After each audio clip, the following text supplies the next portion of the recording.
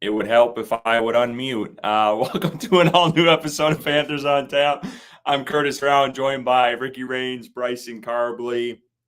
We finally got the gang all back together today. A lot to talk about tonight. Gentlemen, we'll start off. How you guys doing? I'm doing good.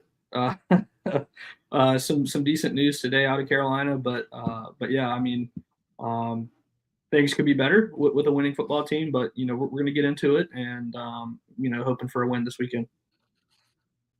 Yeah, I mean, we got Halloween tomorrow. That's something to be relatively excited about, right? Whether you got kids and you're going to just let them walk around and get the candy for you and bring it on home, or if you're planning on handing out the candy or dress up and do some drinking on your own, who knows?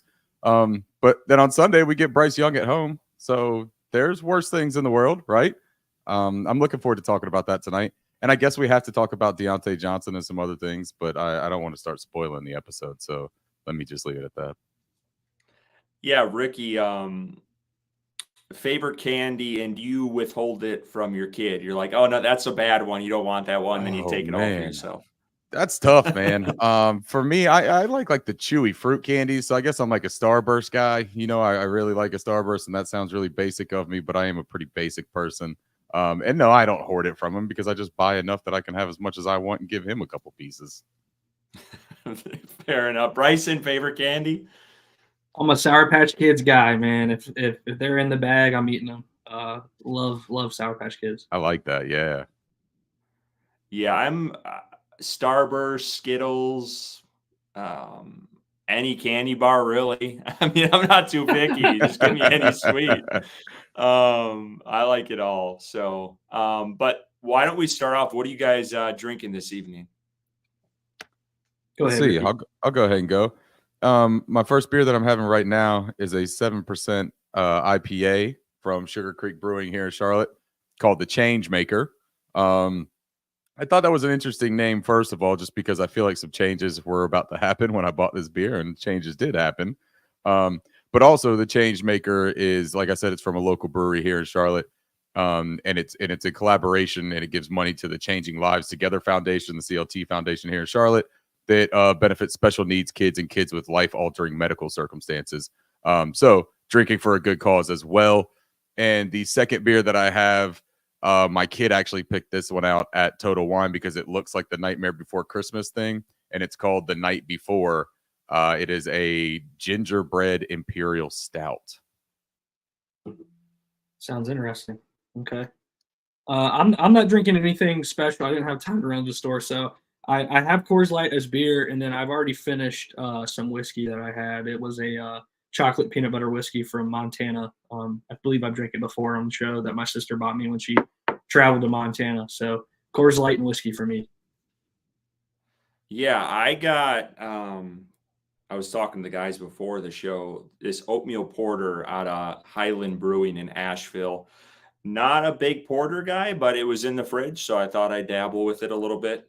It's actually not awful, but not something I wouldn't, go and seek this out at the store, but it's all right for a porter. And then I also got what I had last week, best beer. But I do have a good one next week for I think they're playing the Giants, right? Giants coming up after. Yeah, that's the Germany week. game. Yeah, I got a good one next week, so I'm saving that one. But yeah, I'm excited to chop it up with you guys. I'm struggling right now, to be totally honest with you, to try to pull these graphics up. That's what I've been trying to do, scrambling while you guys are talking here. So hopefully this this works here shortly. But let's talk about the game. Yeah. Just your initial overall thoughts about this one. Kind of cast a wide net. We don't have to go either side. You guys can kind of decide what you want. But what did you get from this game? Why don't we just start with Bryce, I guess, Bryce Young. And what did you think of his first start back with the Carolina Panthers? Well, it looked a hell of a lot better than week 1 or week 2 did. I think he was playing with more confidence, making better reads, in particular the first and the last drive of the game. You hope for a little bit more in between, but I think what was put on the field by Bryce Young was a positive and a step forward in his progress on the field. So I liked what I saw. I thought it warranted another start from Bryce. We all know I've been on the start Bryce Young train for really since the Raiders win. After that following week, there's no point to continue to play Andy Dalton if he's not winning games. So I was happy to see Bryce play. I was happy with his performance. Obviously it wasn't the best in the world, but from what we saw week 1 and week 2, it was definitely progress, and I was happy to see that on the field. Bryce Young actually threw for more yards than any other quarterback in the NFL versus the Denver Broncos defense. So I thought that was a very interesting stat. The Broncos defense is a legit defense, which you guys covered last week, and it was concerning to go into it. But without Diontae Johnson, without Adam Thielen, I thought Bryce Young played well, and I think he's going to continue to take steps forward because I think the benching really served him well. I think it kind of made him take a step back and realize, maybe it's not as easy as it has been his whole life to be good at football. And, taking that time for a mental reset was definitely a positive, I believe, and kind of humbling experience for Bryce Young. So I was happy with that. Of course, the offensive line has their worst game of the season when Bryce Young starts.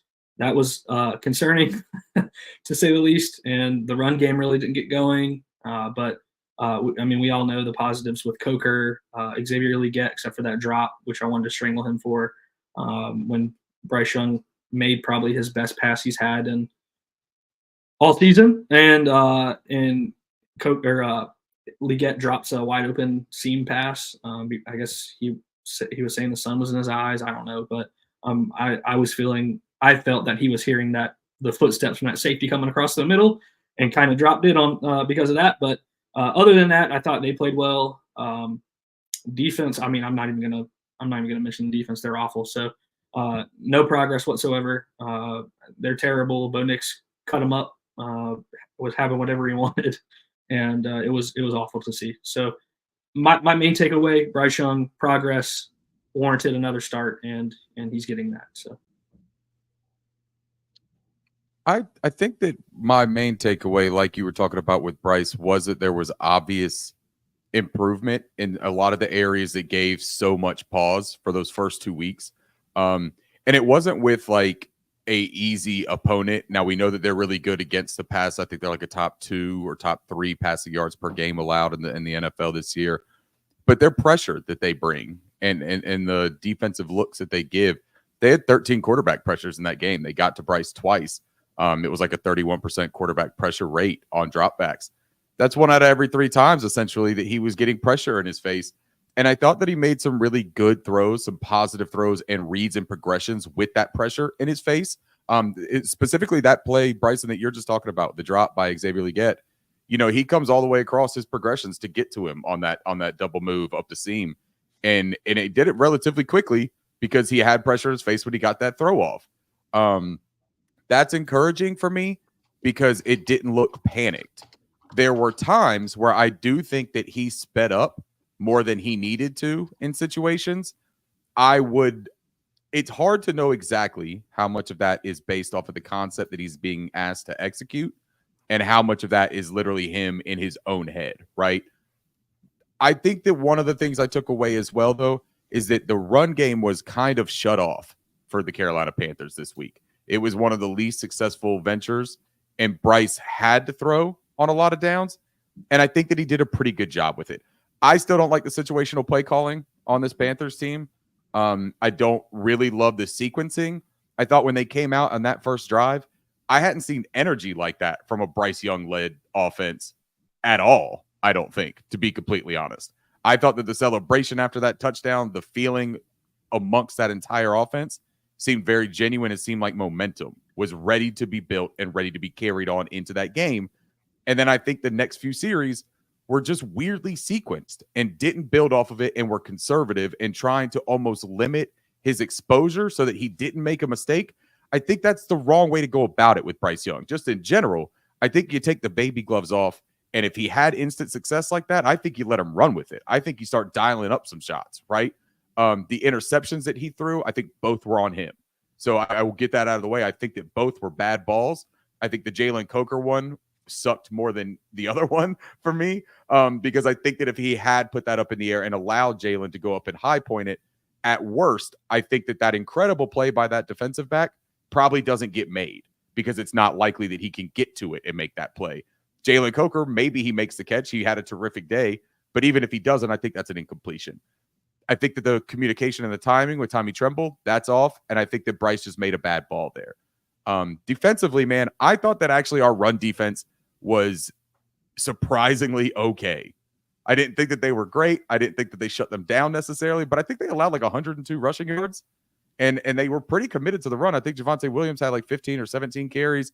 Jaleel McLaughlin had, I think, 6 to 10, somewhere in that range. I mean, they ran the ball a lot. And to have Bo Nix be the one that kind of tears you up, I hate that because I don't believe in Bo Nix. But we can't deny that Sean Payton gets a quarterback in the right positions to make plays, and he asks him to execute simple things. And Bo Nix did it. I thought that Joe Smith-Wade had another kind of rough outing. Mike Jackson had another kind of rough outing. Shy Tuttle, though, shout out to him, man. I'm as critical as anybody about Shy Tuttle, and I thought that he played a stellar individual game. So I'm excited to see what Bryce Young can do second week. And I know we'll get into that, but that was something that I was very intrigued by. And Jalen Coker and XL being the 1 and 2 is a really fun premise going forward. Yeah, just to dovetail off of the Shy Tuttle, I thought that was his best game as a Panther up to this point. So hats off to him for stepping up. I also agree. I think you were the one that maybe had the bet. I'm not calling you out for this. The Javonte Williams touchdown, anytime touchdown. I would have put that down every day of the week, and he didn't even get it in the end zone. So that was impressive from Carolina's defense.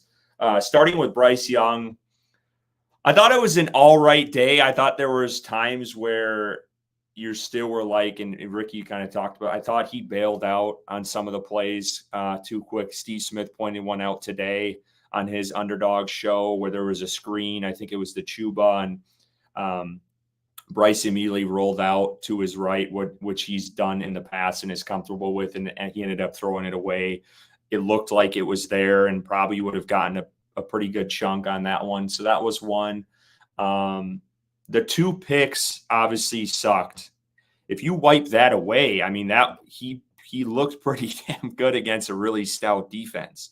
Denver's ranked 3rd in the league with team defense, 4th in pass defense. He had the 2nd highest pass yards in a game against that team this season, which is pretty damn good, considering what he has all been through with this team and benched and then coming back. So those were probably my negatives from it all, was those 2 picks. It's hard to say it. I thought it kind of looked like miscommunication between him and Tremble on that one. And then the Coker one, you got to get that ball up higher. It's just that simple. Give your guy at least a shot. I know the defender made a good play, but if that ball's up a little bit higher, at least gives Coker a shot, and he more than likely would at least tipped it away. So those 2 hurt in the red zone. You can't have those plays because you look at those 2 interceptions, you're only looking at a 14-point game, whether you think they, took the foot off the gas, which clearly they really didn't. They were going for it a lot, and we'll talk about that in a little bit. Can I ask y'all, did y'all like the decisions, though, on both of those? Because I thought that they were the right decisions on those throws. They were just bad balls. And I do think that that's something that is kind of encouraging, because you can learn from throwing a pass the wrong way, right? Like he threw that ball on the outside of Tommy Tremble's shoulder where he clearly had inside leverage. There was 2 defenders on the outside of Tommy Tremble. You don't throw that. You don't lead that to the right? So all he had was placement there. But the decision was actually a really sharp one, I thought. And the Jalen Coker, he got him on one-on-one. What have we asked about Bryce Young? If your guys have one-on-one opportunities, man, put it up for them. Let them go and be ball winners. So at least he made the right decision. And that was a big positive for me, was he took shots when they were there. And that was the one thing I remember talking to Bryson about, I think when you were out, Ricky, sick, was I was worried, would he take those shots? Would he had taken the shot a couple of weeks ago that Andy Dalton did? I think it was in the end zone. I don't know if it got completed. But he took those shots this past week, and that was good to see because we didn't see that really the first 2 games of the year. So there has been improvement there. And again, I'm excited just to see what he can take in his next leap. Obviously, another negative while we're talking about Bryce Young is the getting the play calls in. Like, that's got to be cleaned up. There is no reason for that whatsoever. There wasn't an issue with Andy Dalton in that. So it's a clear miscommunication between Canales and him. And Bryce has got to be better at that. I mean, there's no excuse. 19, 20 games into his career, you should not have issues. So that is one thing. So everyone that says, oh, that's all you do is talk great about Bryce Young. No. We've definitely pointed out in these first 15 minutes of the episode, there are definitely things that he needs to clean up moving forward. But I did think there was some glimmer there against a really good defense. So, but let's talk about Coker for a minute. I know we touched on him a little bit, but what do you guys think of his emergence? Because it's really taken off these last 2 or 3 weeks with him. And how surprised are you guys with his development and growth over these last couple of weeks? Anyone can kind of, whether you or Bryson want to go on that one. Yeah, I mean, I'll start. I think going back to training camp, he was a player that I thought stood out, even going against the 2s and the 3s with Dalton and Plummer throwing to him. I thought that he always looked very fluid, just like a natural ball player, man. He's just naturally good at the game. And we've talked about in the past his ability with the vertical at the combine. He didn't run the fastest 40. He came from a small school. But when you put on the tape from Holy Cross and the tape that he's put in the NFL so far, I mean, he's just consistently winning, whether that be one-on-one balls, whether that be press man, whether that be, whatever coverage it is, he's consistently winning. And he's just a naturally fluid wide receiver with great hands. I mean, he's catching everything. So I'm going back to training camp, I was a big fan of him. I thought he would make the 53, the initial 53. He kind of did, but then got cut with the second round of cuts for that 53-man roster. We're lucky no one picked him up. Very lucky that no one picked him up because he was available. And now he's on the 53. He's going to stay there for a long time, I think. So I'm happy he's in Carolina. I think he's a really, really good wide receiver.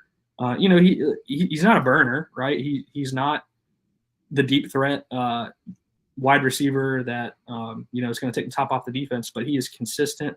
He is I think he's exactly what Bryce Young needs, and Bryce Young favored him in this game this past weekend. So I think he's going to be successful in Carolina for a long time, and I'm happy he's a Panther. I'm so happy, and I'm so happy that he got his chance before it was too late, chilling on the practice squad. So I think he's going to continue to put good tape on the field and emerge as that. I mean, the Panthers, before we got on, a couple hours before we got on, they tweeted the graphic with XL and Coker, and I think that's the future right there. I mean, that's XL's been good. He's had some drops, but he's been, I feel like, in my opinion, exceeded expectations at this point.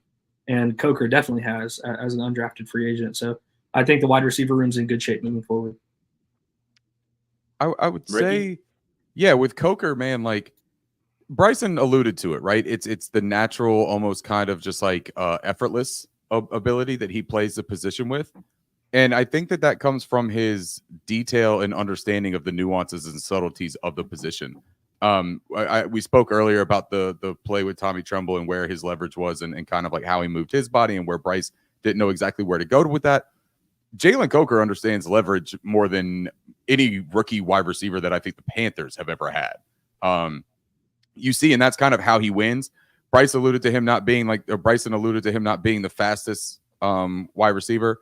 And that's a fact, man. I've actually been most impressed by his movement, by the way that he's been able to pick up yardage after the catch, by the moves that he's been able to make, and still his start-stop isn't sudden, right? It's not dangerous. It's not Devin Tompkins like what we saw in training camp, right? I mean, we saw Devin Tompkins, man, that dude, he could stop and be gone before you could even take a blink. Jalen Coker is a lot more methodical with it, but that doesn't mean that he's not technically sound with it to the point where he understands when he needs to pump the brakes, when he needs to pick back up, and how to approach angles. He's a very intelligent player. He's not a field stretcher because of his speed, but he 100% can be a deep threat because of his ball skills. And I think that that's important, especially for a guy like Bryce Young, that's an anticipatory thrower. I think that giving him a guy that will get to the spot in the timing that he's supposed to get there is something that Bryce has not had a lot of outside of Adam Thielen. And I think that Jalen Coker has these remnants, these shades of Adam Thielen because of the ability to get to his spot when he's supposed to be there. He's a reliable catcher of the football. I think that his blocking is still a work in progress, but he's got the frame for it, and he's got the effort and the mind state to become a pretty good blocker. Touching on XL real quick, because Bryson brought it up too. I don't think that he's necessarily exceeded expectations. I'm not even quite sure that he's met them for me yet. But what I think about Xavier Legette is I also don't think that his coaching staff is sure what to do with him yet.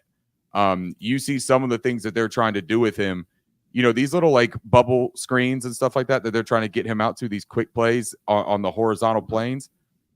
I don't think that's it for him.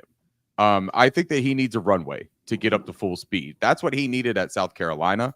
And that's where I would like to see more implementation of full speed motions, man. And instead of just using him as eye candy on those full speed motions, let him be the primary right there where he actually gets that full head of speed. And on those quick passes out to the flat, instead of snapping it at a dead standstill, let him get that runway, let him build that speed and take off from there, because I think that's where he's a really fast player. I don't think that Xavier Legette is fast in the traditional sense of like you thinking that he can rev up to 60 really quickly. I don't think that's it. But if you get him in open field, that's the whole thing, man. The guy's got all those horses, give him room to run, right? Like it's like having a Maserati and driving around a cul-de-sac. Like there's only so much that you could do with it, even though that thing's got an engine to it. So let him get in open space. That's why I was so disappointed with that drop on that seam pass, because I thought that he had one guy to beat, and it was lights, cameras, action for him. He was on the way to a house call, and we were going to see the second dollar bill celebration. And I just want to see him put that damn horse in the stable, boys. Yeah, going off of that, I agree with you and your analogies. For one, they're outstanding. But yeah, I mean, I agree with you wholeheartedly, where you get that guy in space, and that's where he's going to make his money and really show up for you in the pass game. And I don't think they've tapped into that enough, and hopefully they do, because now, with Diontae out, and we'll talk about that in a minute, I think that might hopefully open this up for this room a little bit more with some of these guys, so they can take advantage of that and unlock that out of him, because I still think that is lacking. But kind of sticking with the offense here, I hate to harp on this every week. I really do, because I feel like people may be getting tired of me harping on tight ends, but I just feel like we cannot figure out this room whatsoever. Between the miscommunication, I know Tommy Tremble, he did have a really nice bounce back play later in the game that got us, I think it was on a third down. But I tweeted this out during the game. It seemed like everyone across the league, all the tight ends across the league, it was National Tight Ends Day or whatever. Yeah, I think it was that day or that weekend. And they were all showing out. And the Panthers had 0 catches from their tight ends in the first half. I mean, it was just across the board non-existent. I just pray and hope eventually this team finds an answer at that position, because I do think it could help out Bryce Young. And that one play seemed very costly with Tremble in there. And you'd think they'd have some sort of connection from last year, but they just were not on the same page. So I just wanted to touch on that real quickly.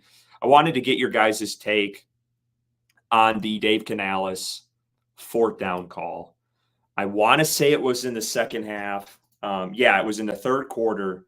And they were down 2 scores at that point, and he calls the fake punt. You're at your own 24-yard line. I wanted to rip my fucking hair out when I saw it. And I actually didn't know what happened, because I thought they were punting, and I looked away and I look up and I'm like, what the hell just happened? So what were you guys' thoughts on the decision, and then obviously the execution of the play? Bryson, I'll start with you, because I know you love to go for it a lot. What was your take at this point in the game and where they're at on the field? Yeah, I mean, you kind of alluded to it. I actually didn't hate the play call. I'm not gonna sit here and lie. If it was successful, I would have been the one praising it the most.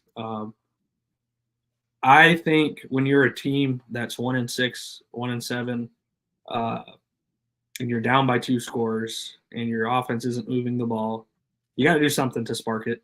And maybe it wasn't the best field position to try that with. I can't refute that, but I didn't hate it. I really didn't. It was there. If Hecker throws an accurate ball, I feel like Sam Franklin has a chance to convert that. But unfortunately, the ball was not close. it was not there. And yeah, so that left him in a bad position. But I didn't hate the play call. I'm going to be honest. I really didn't. I like being aggressive. I like taking chances. The Dan Campbell way of coaching, like that. That's what I thrive on, and I wasn't mad at it. Now a different play call on a different 4th down, hated that one. We'll talk about that. We'll talk about that. Hold on, we'll talk about that one. We'll talk about this that one. This one I wasn't. Go to the Hecker first, Ricky. What'd you think of the Hecker 4th down? We'll talk about the other one. I missed. I forgot about that. I'm fairly similar to Bryson in this regard that I am a aggressive person by nature, so I don't have a problem being aggressive on 4th downs. And I guess the fake punt isn't the most atrocious thing he could have done there, but I also think that he might have gotten a little bit cute with the decision. And the reason that I'll say that is because, like you said, the concept wasn't terrible. The execution wasn't the worst up until the throw, right? It looked like it was there. It looked like it could have been completed. But the emphasis you're putting on your punter to complete that pass is an added element of stress when you're trying to come up with that 4th down conversion.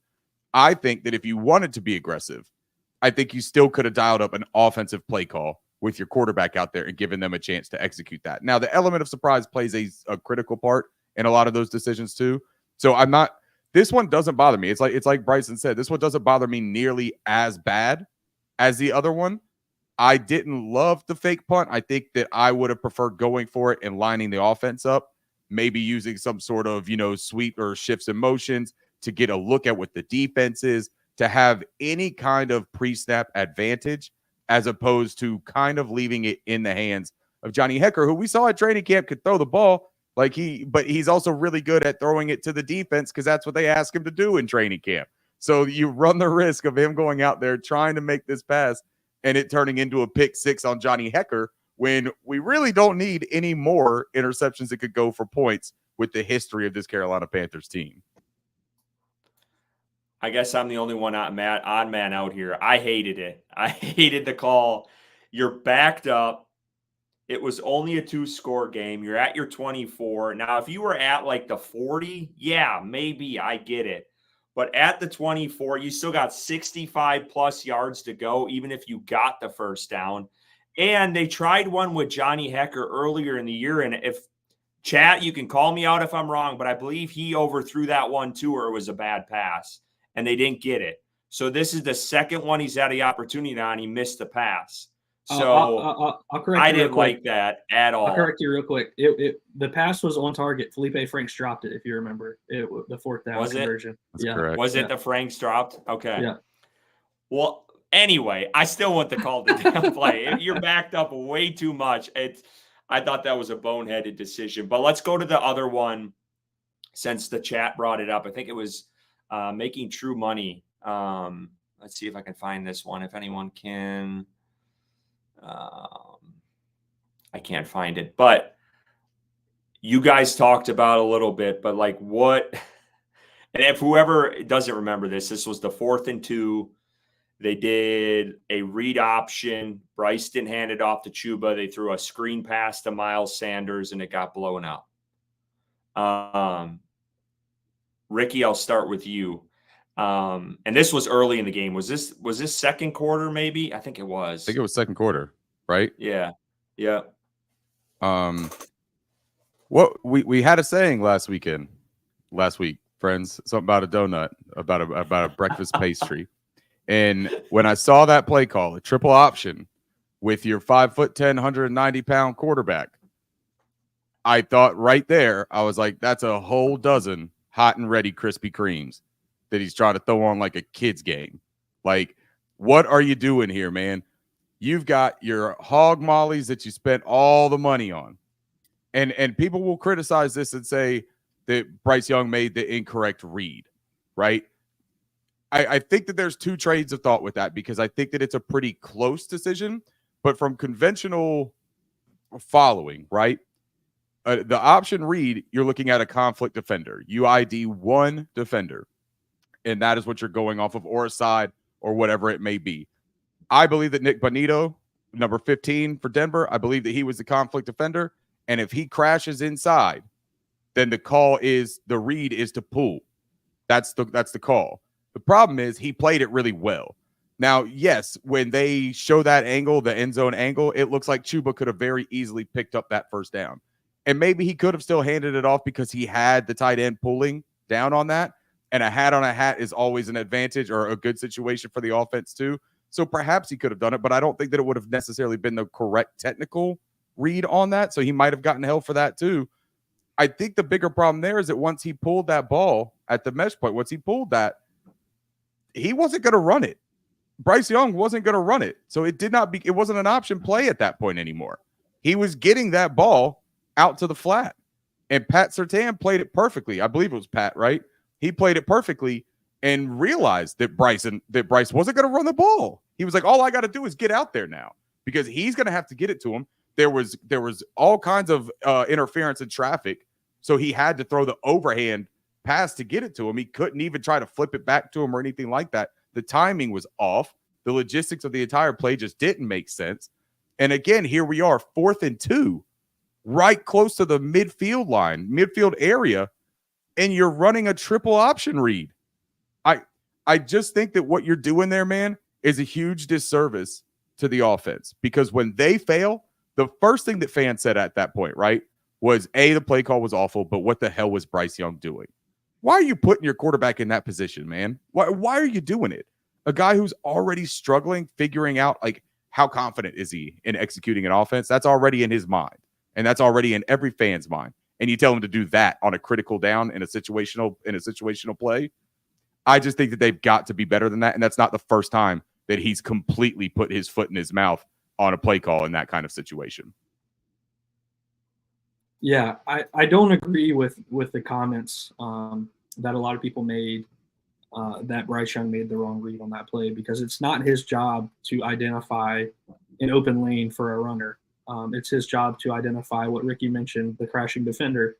And Bonita made a good play. There's no way around that. I think when you look at it on the tape, a lot of quarterbacks are pulling that ball based off of what they see from that crashing defender. So I'm not faulting him for that. He completed the pass to Miles Sanders. Miles Sanders had to make one person miss, and I can't remember the last time Miles Sanders has made anybody miss. So, of course, it wasn't a conversion. I agree with Ricky. The play call was just idiotic. If you're going to run the ball you have a running back that is extremely efficient. It might not have been his most efficient day behind an offensive line. It didn't play very well versus a very good Denver Broncos defense. But if your mindset is to run and not be in a triple option Army offense style play, then just run the fucking ball. It's 4th and 2 and hand it off and see what happens. Like I loved Ricky's analogy last week. I thought it was hilarious, and that's exactly what they were doing on this play. Is they were trying to use that donut, and there was no reason to use that donut. I hated it. I thought it was that's the play that made me want to pull my hair out, like you, Curtis, on the punt. Like it just wasn't a smart play call. I thought that there were better. I mean, empty set. If you're going to pass, run the ball. If you're going to run the ball, don't get cute. You're not an effective offense. Like through 8 weeks, your offense has not been effective in really any area besides running the ball, and you don't like to do that. But that's another story. So I think be straightforward, be simple, make it easy for a quarterback that's struggling with confidence that Ricky touched on, and set your team up for success. Don't get cute. We don't have time for that in Carolina. Yeah, this play drove me as nuts as the other one. So early in the game, I thought it was, like you guys said, I don't want to reiterate a lot of what you guys said, but I just thought they got way too cute. I think Making True Money had a really good I think he put it pretty well. Canales has some good plays, but he calls a lot of dumb plays or gets too cute at the wrong time. And I think that's the key. That's the key. Looking at the play, hindsight's 2020, but I guess I'm disagreeing with you guys tonight. I do think Bryce Young made the wrong read. Looking back at it, I think he should have handed it off. I know Benito played it well, but I do think Chuba had a lane there to go. And I do think Benito was more outside than inside on that read, personally, looking back. Now, again, when you're going full speed, it's a lot different. When you're breaking it down and, slowly playing it back, it's easy to pick apart. But again, I don't think that should have been the play call anyway. I thought it took too long for them to develop. And I don't trust Miles Sanders with the ball. I just don't. And giving it to a guy on a very crucial fourth down that could have maybe altered the game, there and kept that drive alive. I don't like putting the ball in his hands at all. So I just, that already default, I don't like that. So again, I thought it was another questionable decision there by Canales. And there was, as we talked about, a couple in the game that we thought. Let's go to the defense more. I know we talked about them a little bit. But I thought hands down, this was, and he's had a few recently that have not been great. I thought this was Mike Jackson's worst game. I thought he was terrible. If they can find someone to replace him, I'm all for it, because he is just not cutting it. And they literally were just targeting whoever he was covering on Sunday and just going after his guy. I thought J.C. Horn had an outstanding game, and Mike Jackson was just getting picked apart all freaking day by Bo Nix.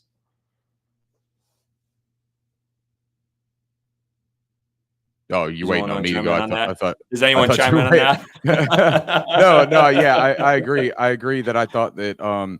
Look, Mike Jackson, here's the thing. He had a good first couple of weeks, right? And I think that he might be a victim to expectations that weren't of his own fault, because the fan base, I think, saw those first couple of weeks and said, wow, what a steal. We got this guy for our 7th round pick that we weren't going to be able to house on the roster anyways. This is absolutely terrific. We got this starter on the opposite side. We don't even need Dane Jackson.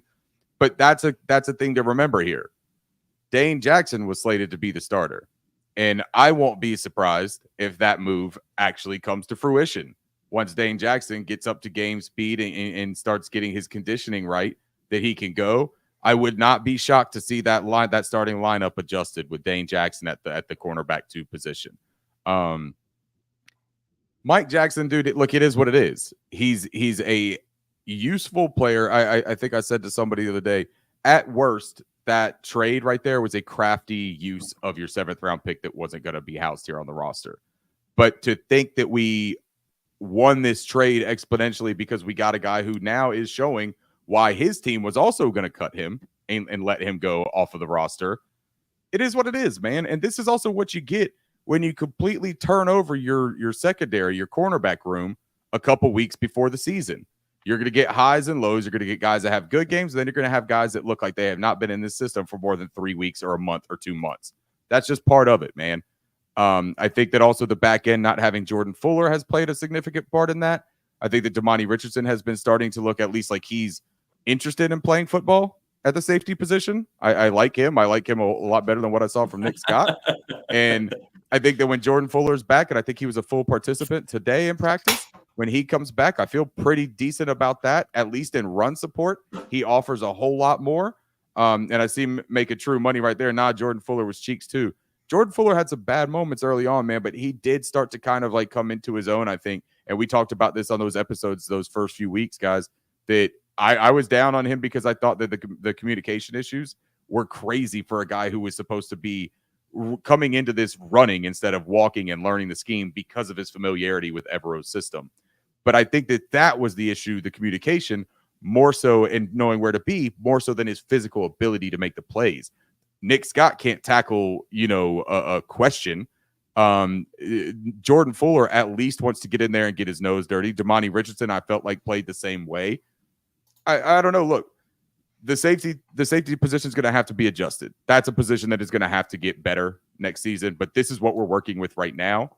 So Mike Jackson as this cornerback 2, I think he's your new cornerback 3. Joe Smith-Wade, he's your nickel because they want him to be in. I mean, hey, that's their decision. It's ironic because I feel like everyone was talking about how deep the safety group was going to be, and here we are talking about how dysfunctional it is at this point, because that's really it hasn't been up to par. Yeah, it hasn't been up to par at all. So that's really been the story with this defense. If you guys don't got anything else, let's get on to the trade. I'm trying this a different way here, so bear with me with graphics because I cannot get these slides to work. But let's chat it up here about this trade. We all have seen it by now. And that's Diontae Johnson. He has headed, or he's already there. He's not headed. He's in Baltimore. Panthers get a 5th-round pick. The Ravens receive Diontae and the 6th rounder that Carolina's dealt them. Bryson, I'll start with you. What were your thoughts when this came down? And then what were your thoughts when you saw the compensation? Yeah, I mean, I wasn't surprised, obviously, with all the messaging from reports across media that, he was being shopped and didn't seem like the happiest person to be in Carolina from just seeing him on the sideline in the game. So I wasn't surprised that the trade happened. Compensation-wise, I was surprised. I mean, what'd they do? Move up like 7 picks, 7 overall picks, and trading him away. And I think it was Sheena Quick that reported that there were 2 other teams involved, and then the Ravens came in at the end and gave the best offer. So this was the best offer that they had on the table for Diontae Johnson, which was, I mean, I can't even comprehend what a worse offer would be. Even if someone was offering you just a 7th-round pick, I still think I would take that over this trade here. But I'm not confident in this front office's ability to negotiate whatsoever. I think we've seen with this trade and others that it's just not a strong suit of Dan Morgan's, unfortunately. So I'm happy for Diontae Johnson that he's on a winning team. I think he's a good player. I don't know. I don't know if I buy into the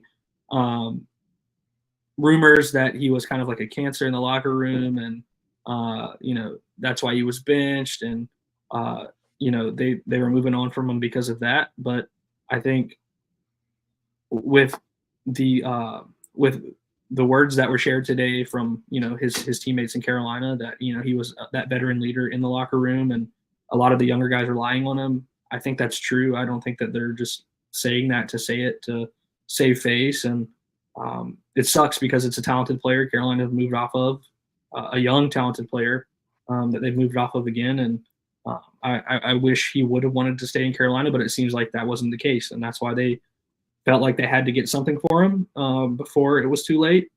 And I don't completely understand, to be transparent, the comp pick situation. I think they wouldn't have been eligible for a comp pick if they were spending in free agency, and they're going to be spending in free agency. So, if you were to leave and sign with another team, they wouldn't have been eligible for that 4th-round comp pick if they continued to sign players throughout free agency. So, when I kind of learned a little bit more about that, I felt a little bit better. But again, you moved up like 7 spots and you traded away a wide receiver who was your wide receiver 1. But I think it all goes back to his want to stay in Carolina. And obviously he didn't want to. So good player. I think he's going to be really good for the Ravens. He's going to help the best offense in the NFL be even better. So we'll see where that takes us. But for the Panthers in particular, I am excited to see Coker have a larger role, Xavier Legette have a larger role. Jonathan Mingo, I'm not ready to completely give up. I'm still holding on to whatever I can hold on to. Trade that guy yesterday. Hell no. Yeah, hell no. I'm not ready, man. I'm not ready. And I don't know if it's the money I spent on his rookie cards or or That's just exactly be, what it is. You just or be just that's the transparency we're looking for right there, Bryce. or being there at the NFL draft and calling the pick when it happened. Curtis can attest to that. And I Yes, you said did. they're taking a wide receiver, and they did. So I don't know. I got a special connection with him, and I'm hoping that he can turn things around in Carolina because they need it. They fucking need it bad. So we'll see what happens. Overall, wasn't surprised. Was surprised with the compensation though. Before Ricky jumps in, I'm going to go here. Is it because you think I'm about to go lay into this one? Is that why? Well, I know you're going to. I seen your tweets today. But I want to say this.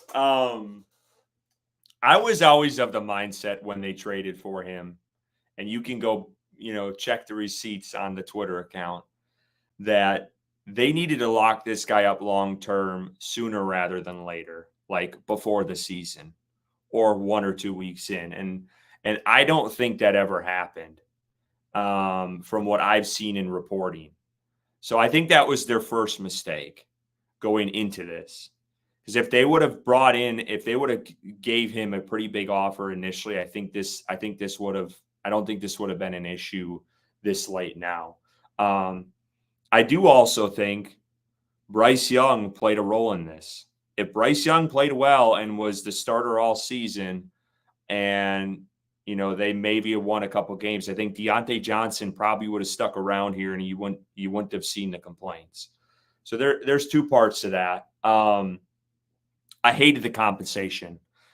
I am of the mindset. I've always been of the mindset of you always keep your good players. And he is a fantastic wide receiver, one of the best separators in the NFL on a team who lacks separation, and is obviously, like Bryson said, was the number one wideout for this team for, I think, 500 plus yards already. When throwing the ball was pretty outstanding. The whole issue I had with all of this, and me and Bryson, and when we had JJ on Panthers Culture a couple months ago, we talked about this after the episode, and I could not get this out of my head watching training camp in Charlotte. And I think I mentioned it to Bryson when we were at the practices.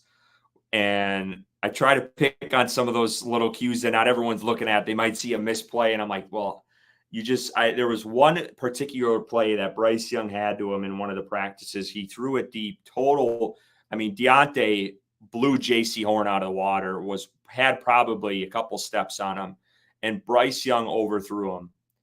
And he threw up his hands and was pissed after the play, and kind of slowly meandered back to the sideline. Then him and Bryce chatted for a bit, and then they moved on. But it was that little thing, and I told JJ at the time, I said, that is the one thing that worries me about Diontae Johnson coming here, is that little outburst. Is that going to keep going? Is it going to accelerate once the season starts? And we're going to have issues. And I feel like that slowly happened as we saw. Like the first 2 weeks they struggled. He didn't get many targets. He was clearly pissed off. They made the move to Andy Dalton. Andy Dalton comes in, feeds him in the Raiders game. He was happy there. And then it kind of just trickled off from there. And then he made the comments too as well. So like, that was always a concern to me. I didn't want to say it kind of publicly because I was just kind of hoping it would go away. One of those things you're like, damn, I know this could get ugly, but hopefully it doesn't. And it came to a head, which was unfortunate because I do think he was a very solid talent and a guy I don't think they would have got in free agency. I think they had to get him in a trade. I don't think he would have wanted to come here. It was clearly reported that, the Chiefs were trying to go and get him, and Pittsburgh didn't want to deal him there. So I think this was one of the only ways they were going to get a guy like him. And I think they screwed up their chance to extend him if they would have done it earlier. And maybe they weren't wanting to do that with the mistakes they made in the past with like Sam Darnold and wanting to see him play and stuff like that. But I think this was the guy you do it to. And I think they screwed that up. And the compensation, I think we can all agree, is not good enough. So I'll leave it at there. Ricky, I'll let you go. My first gripe is that we keep referring to this as compensation. Compensation is something you get back, fellas. We didn't get shit back. I don't want to hear it. I'm not going to glorify 19 potential draft picks ahead in the 5th round. Look, here's the deal, man. When you're talking about 5th, 6th, and 7th round draft picks, you're not necessarily looking for the highest quality. Quantity is more important in those rounds. Those are lottery tickets. Those are dart throws. The more of them you have, the more likely you are to hit one. If you only have one, you're not very likely to hit on the 5th, 6th, or 7th round draft picks for anything other than depth players. Does it happen every now and then? Sure, absolutely it happens every now and then. Does it happen often? And does it happen in Carolina? Hell no, it doesn't.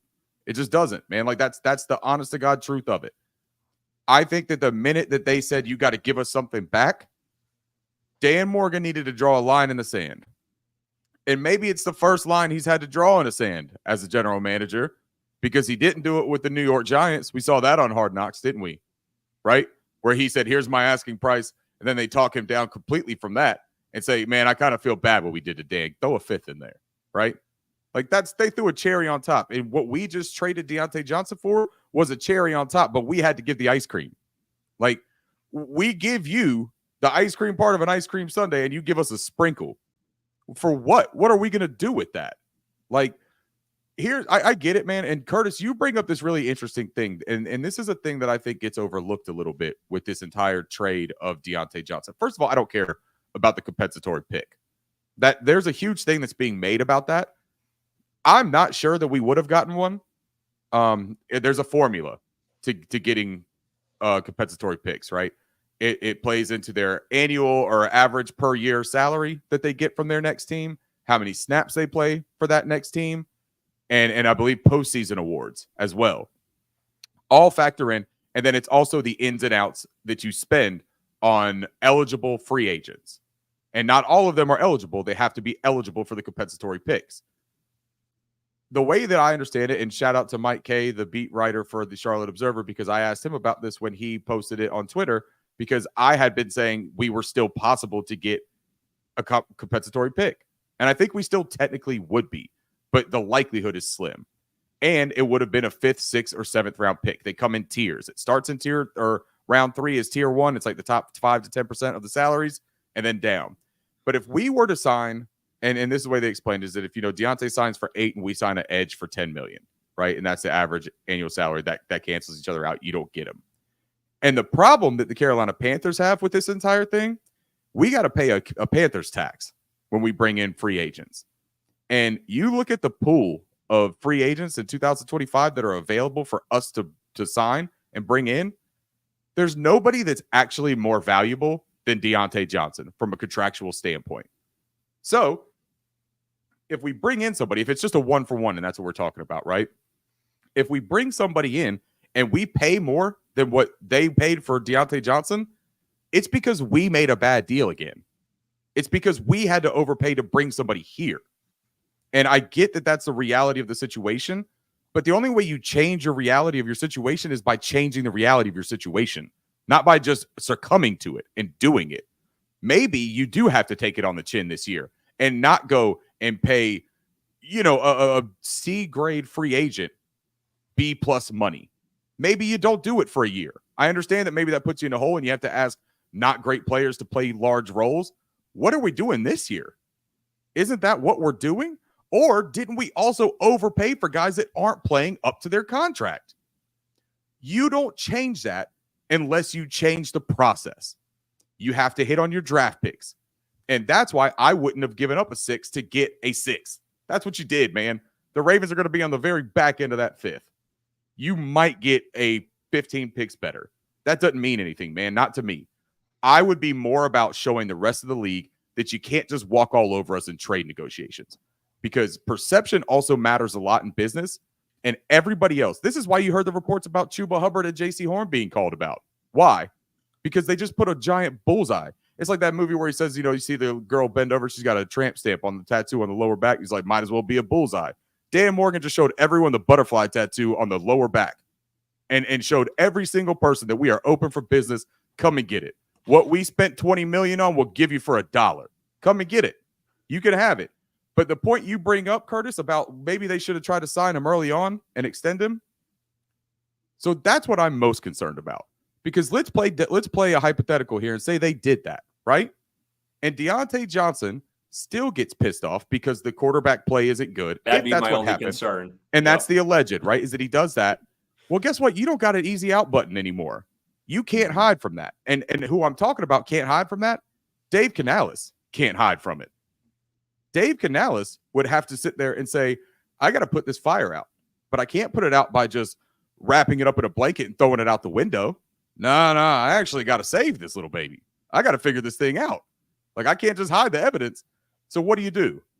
Because if you can't do it, then what are we talking about, man, as far as our head coach being able to build a team? There's always going to be adversity and disputes and people that are unhappy, especially if you're talking about terrific wide receivers. How many times have we talked about what a great wide receiver has just innately inside them? They want the ball, man. They're one of the best to do it in the entire sport. It is a prideful thing that they think they can work anybody across from them, and they want the ball. But if you got a quarterback that's having a hard time, you can't just sit there and say, hey, look, man, 2 weeks in, this is a report. There was a confrontation 2 weeks in. Diontae Johnson was already unhappy with the team. Just 2 weeks in. What conveniently happened in 2 weeks, guys? They benched Bryce Young. Mm-hmm. Okay. Then all of a sudden, Andy Dalton starts force feeding him like he's Adam Thielen in 2023, right? Huge game, gets a bunch of yards.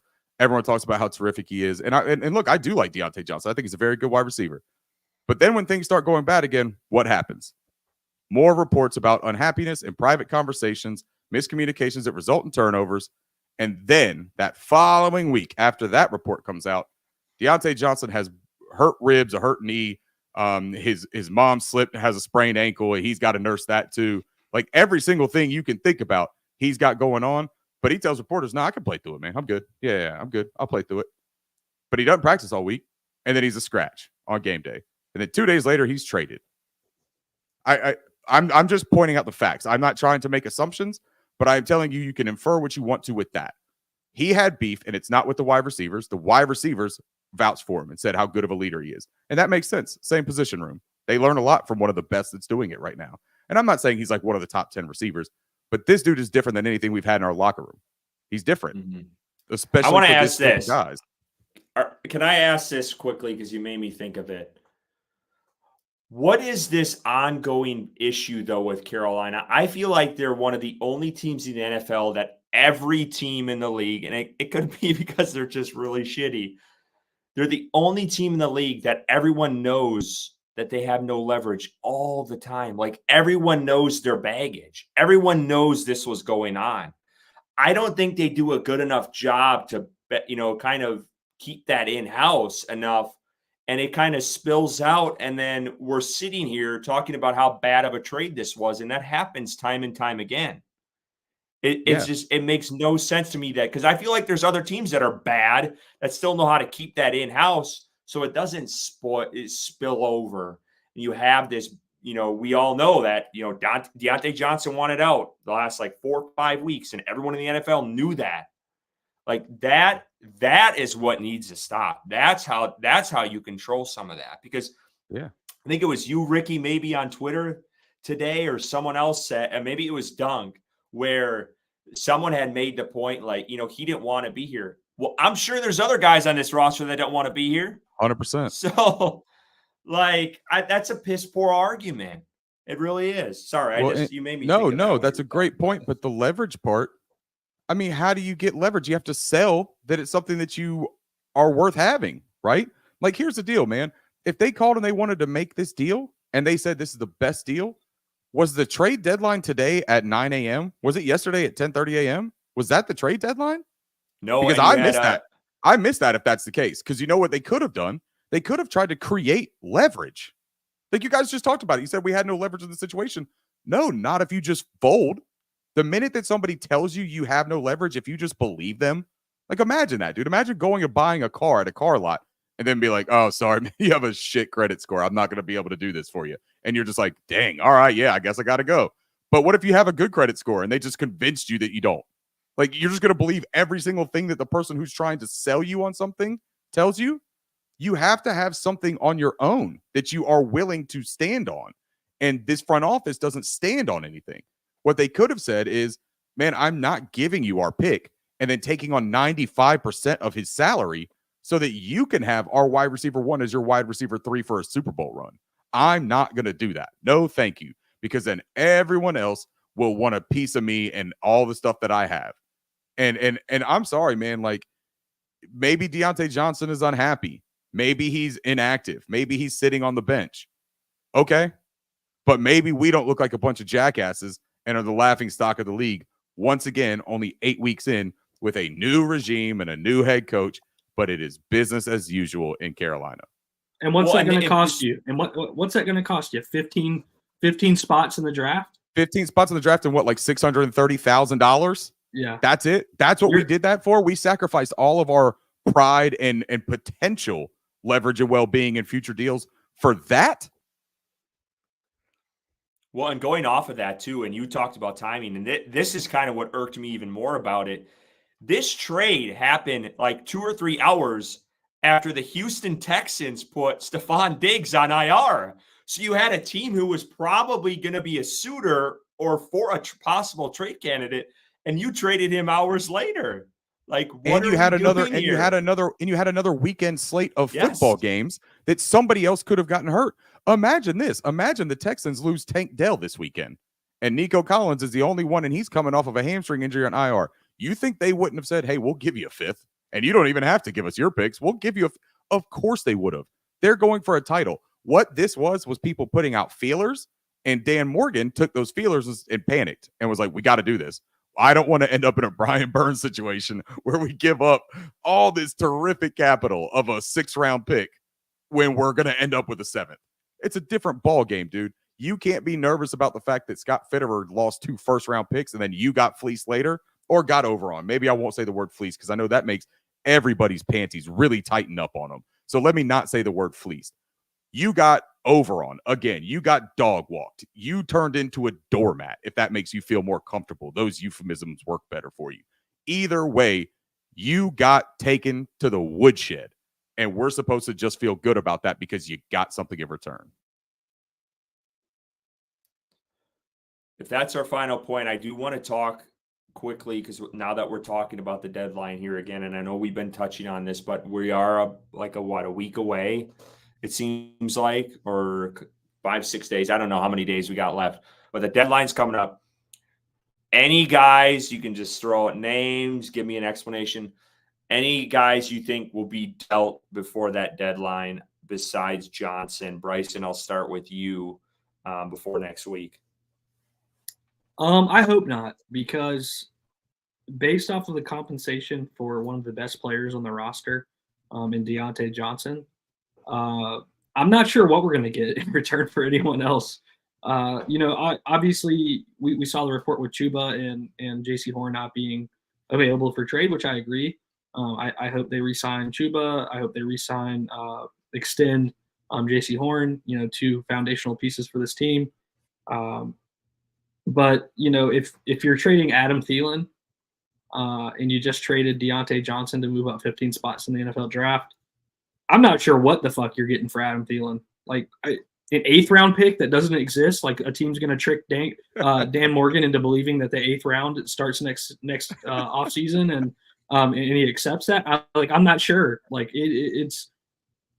I don't know what you get. I'm struggling to think about it. Like it just doesn't make sense. So you might as well keep Adam Thielen for the rest of the season and have him play with Bryce. Obviously, they have a connection. I think that's worth more than what you're going to get for Adam Thielen. I don't know, man.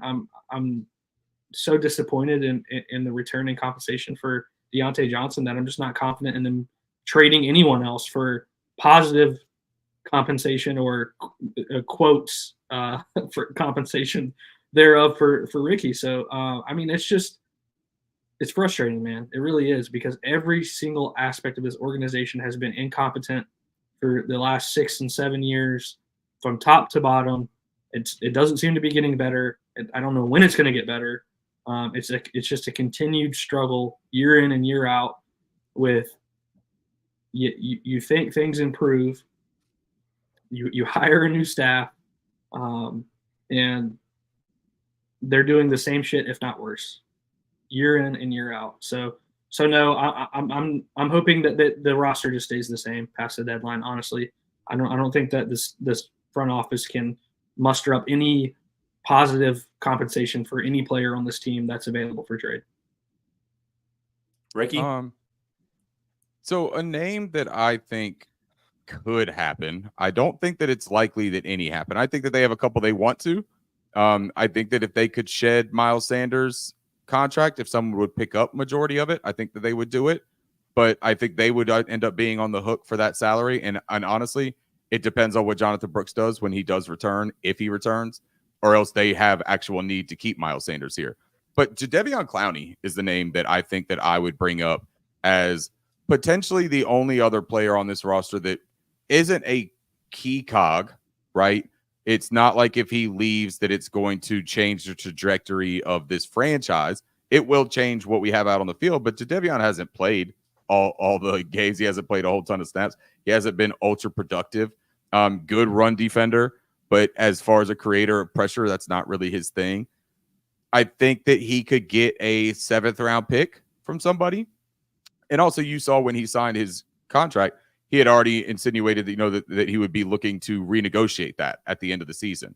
So I think that there's a real chance that he's not going to want to be here through this rebuild. I think that this rebuild was more difficult than maybe some of these guys anticipated, or maybe even the pitch that was told to them when they signed this offseason. He's only on a 2-year. He wasn't really thrilled with the way that went, apparently, anyways. And that's also just kind of the way that he does business, is that he's always looking to change out of his contract situation. Bryce Young is a name, I guess, that you have to consider, but I think that all of that depends on what happens this week. Now, is this them showing if Bryce Young plays really well, do they try to strike when the iron's hot and get a 5th?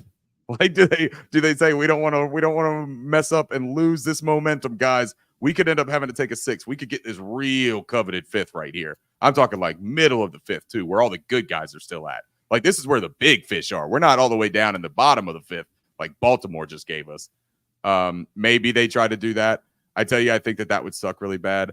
I think that would be a really huge waving of the white flag by Dave Canales and Dan Morgan on their entire basis of a foundation of a plan for them being hired here and why they should be looked at confidently to be here in Carolina.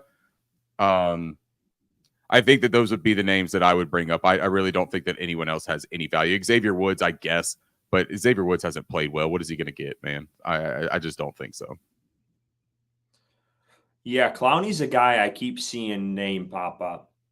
And I would not be shocked if he's dealt maybe to a team like Detroit if they can't snag one of the edge rushers from Cleveland. I think that's a pretty strong possibility if they need someone. I really do want Sanders off this team, and I wouldn't mind eating that money this year to get rid of him if Brooks is back for good. And we'll see at the end of the week, because it looks like he could be, because I think his window is ending here shortly. Either he's going to be playing or he's out for the rest of the year, and that'll be a whole other conversation next week. So I would say those two guys personally. But I do want to talk about Bryce for a minute, because Ricky, you brought it up, and I've been kind of thinking about this just based off of what Canales says in press conferences. Yeah. And especially today. Is Bryce Young starting this week because Canales truly wants to see what he can do in growth? And, he played that first Saints game. Let's see what he does in that second one. Or are they kind of showcasing him to the rest of the league for another week, and they're ready to go back to Andy Dalton when he's really ready? I have thoughts about that, but I'll let you guys go first. Do you think there's a possibility Bryce gets traded at the deadline? I'll start with Dave Canales' intentions, and I think he made it very clear in his presser today. Bryce is starting because they aren't confident in Andy's full recovery in his thumb at this point. I think they're taking the slow roll with Andy to make sure he's 100% before he steps back on the field, because I do think if Andy was 100% healthy with no questions, I think he's the starter this week. that's what the staff would go with. That is not the right answer in this situation, in my opinion. I do like. I always get the vibe when Canales is talking to pressers that it's like this Bryce situation is annoying to him. Like he's done. He's moved on. Andy Dalton gives us our best chance to win, and Bryce is just out. I'm excited for Bryce to get an opportunity, but like not really supporting him or instilling confidence. Like, yeah, Bryce played really well. He's the starter this week and moving forward.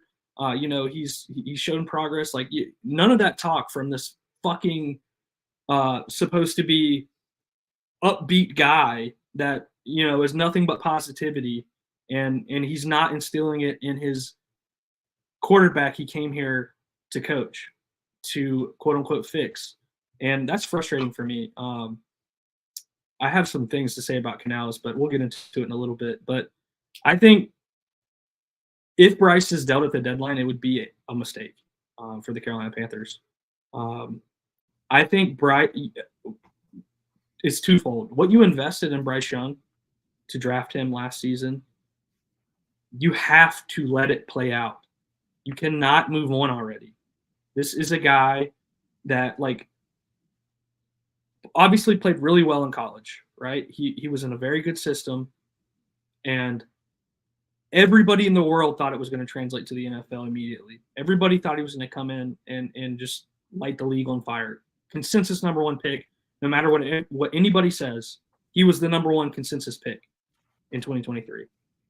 And for him to come in and struggle in a situation that we've talked about week in and week out in his rookie season, the worst possible situation for a rookie quarterback that I've seen in a long time, I think obviously affected him. And we saw that week 1 and week 2. But then we saw last weekend some progress that he's made, and he looked a lot better. I don't think anybody that has eyeballs can refute that he looked so much better last weekend than he did week 1 and week 2. I think trading Bryce Young is the easy route out for Canales, and I'm not confident that that's not what they're going to do. That's the easy route out for Dave Canales and for Dan Morgan, because Dan Morgan has I wasn't the GM when we drafted him, so I don't have this connection to him, but you were the assistant GM, you were in that fucking room. Who's to say that you weren't pushing for Bryce Young? Like, nobody knows, right? It's the easy route out, and I think if reading the tea leaves from pressers, I think it is a possibility. But if that happens, I'm going to be so extremely disappointed in this team, even more than I already am, which is hard to believe. Like, it's hard to comprehend how much more disappointed I can be in this team from the letdown of the season that we've had this far.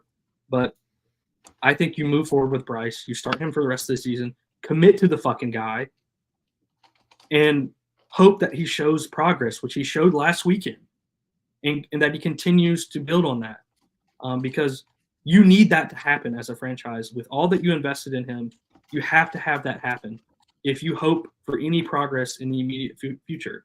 If not, you're keeping him on the roster into next season. You bring in a veteran quarterback, Justin Fields, whoever the fuck it is. You draft another one, let them battle it out, and you move forward that way. But trading him is the easy route out. Trading him for a 5th round pick after you traded the fucking farm to select him. Like Ricky talked about not wanting to look like an incompetent franchise, someone that can be pushed over, losing your pride. Imagine what that's going to look like to the NFL, to the world, when you trade a year later after drafting him, Bryce Young, for a 5th round pick, and you spent 2 firsts, a second, DJ Moore, et cetera, to select him, and you're moving on already. I think it's stupid. I think it's I almost said a word. I'm glad I didn't say that word, but I think it's just dumb. And if I'm in that front office, I'm making that coach work. I'm making that GM work. Put people around him to succeed. Put him in positions to succeed. Don't call those stupid triple option plays on 4th down. Have some common sense and make it work. That's the way I'm going. Yeah. Dave Canales is a first-time head coach. Dan Morgan is a first-time general manager. And fans that support Dan Morgan and want to absolve him of being the AGM love to bring that up, that this is his first time as a GM. And it's fair. That's fine, man. But Bryson, you talked about it. He's been in the room, right? He was part of the decision-making. Let's say he did oppose it. Let's say he was completely against drafting Bryce Young, right? Throw that hypothetical out there for the people that like to do that. Why would he then hire Dave Canales, his best buddy, and sell the pitch about building everything around Bryce Young? Yep. What benefit is that? Because also, him being the GM, he had an opportunity this offseason. If he was adamantly against it, and he could get a coach that was a defensive-minded coach. And now, look, a lot of this would take a lot of gumption and backbone for a general manager to go to David Tepper and say, hey, I need to be able to do football things. You hired me to do a football stuff, so I need to go do some football stuff, right? It takes a lot. And I was always told that Dan Morgan is not a yes man, and so we should give him that benefit of the doubt. Instead of talking about him like he is a yes man, he would have the ability to go and bang that table and say, I want to hire somebody else. I want to hire a culture instiller. I want to hire somebody that wants to build an entire team, not just wants to prop up our quarterback. But if he disagreed with the drafting of Bryce Young, they could have allocated a lot of those resources to the defense. Ejiro Evero is not a first-time defensive coordinator. It's not even his first year with the Carolina Panthers.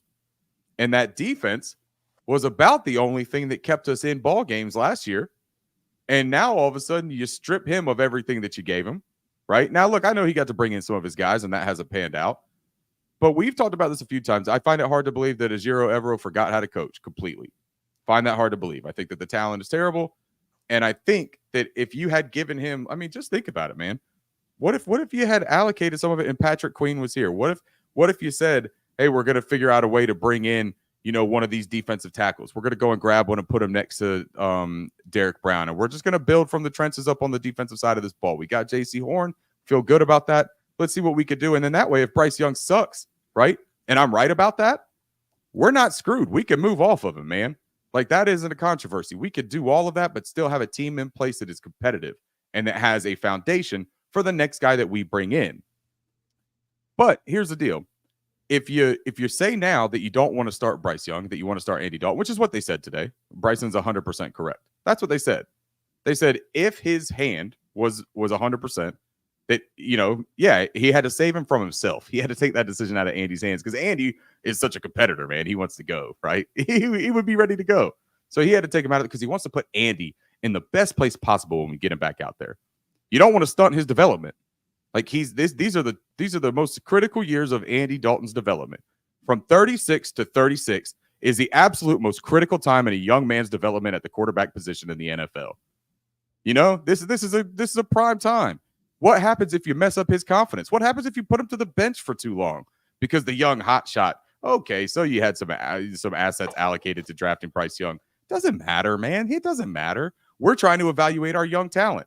By the way, our young talent, Jalen Coker had his best ball game of his professional career with Bryce Young at the helm. Xavier Legette hit his second highest catch receptions mark for the second time this season with Bryce Young both times.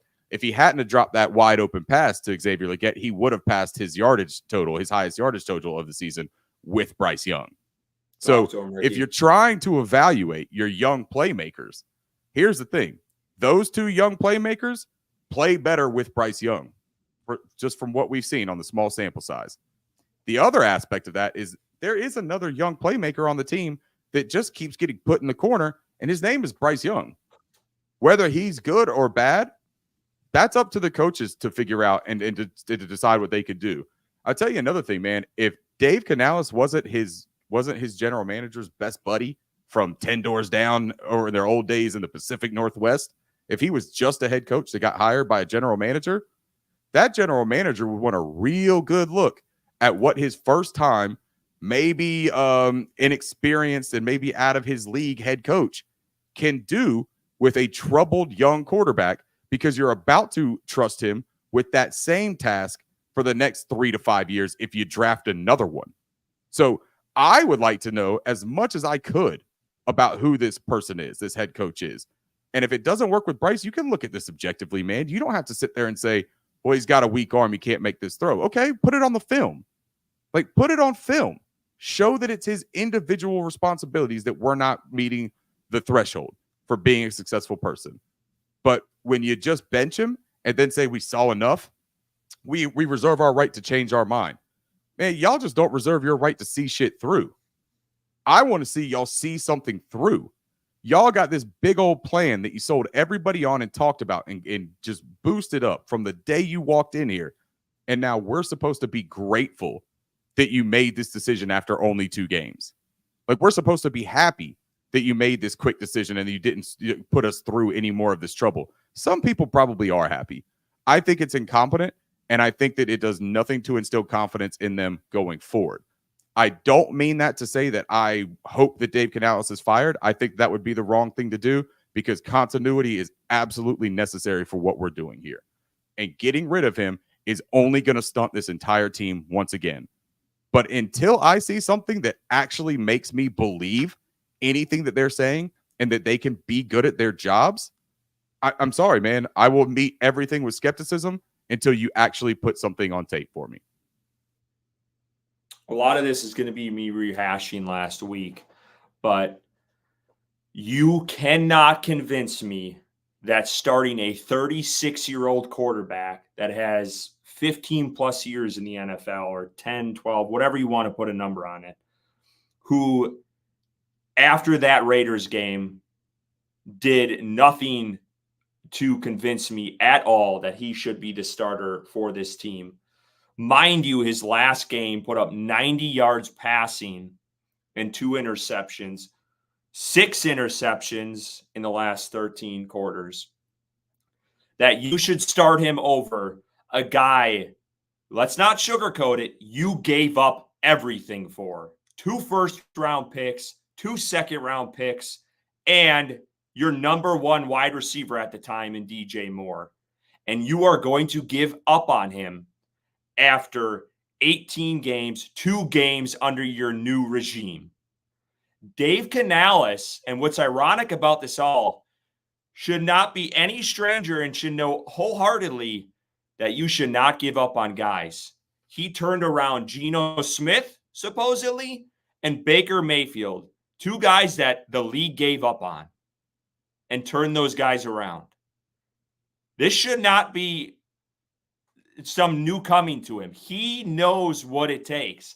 And what's ironic about it even more is this year has proven that when QBs are given their, whether you want to call it their second or third shot, they have come out and showed out. And Baker Mayfield is the poster child for that, and Sam Darnold is. And for you to give up on a guy after 3 games in your new scheme, 3 games, when you have a QB who's playing at 36 years old and is not much better of an option, it goes back to this whole message that fans have talked about with David Tepper and being impatient. See, and Ricky said it, see this thing through. There is no harm in whether you trade Bryce Young next week or before next week versus you trading Bryce Young in the offseason. You're not losing anything. So I cannot wrap my head around this fan base, and I'm calling out the fan base because the fan base boggles my fucking mind sometimes that we are going to sit here and defend Andy Dalton to be starting over Bryce Young for the assets you gave up to go and get him. It makes no fucking sense whatsoever. And it might make the tiniest sliver of sense if he played like he did against Las Vegas against anybody else. Yeah. It might make sense. I would buy into that wholeheartedly if he actually played to that level. But he didn't. But he didn't, and he that's the definitely point. doesn't now. He is playing worse or to the same level of bad that Bryce did in the first 2 weeks. Not even the 16 games that Bryce played in his rookie season, but the first 2 games this year. Bryce has 16 games of film, and really the first 8 are promising. Like, he looked like a rookie quarterback in the first 8 games, and then the Panthers happened to him. But, like, if Canales is a good coach, man, there are bones there. And all I'm asking is for Canales to take an opportunity and actually do it. I want to give a shout out to the chat real quick because they've been super active and I feel like we haven't mentioned them yet, but they have been bringing up a lot of like really good stuff. Jay is in here, and I know we all talk to Jay on Twitter often. Unpopular opinion here, and I love this, to be completely honest.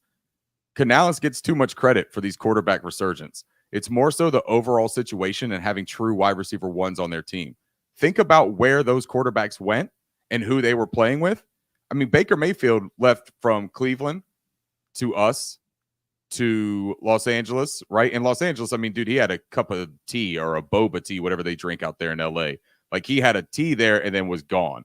He didn't have time to acclimate and do the things that you would want to do. With us, he also came to us late in the offseason, too. We didn't even get the offseason program, but that's another story. But look at the surrounding teams around them. It's not a great situation.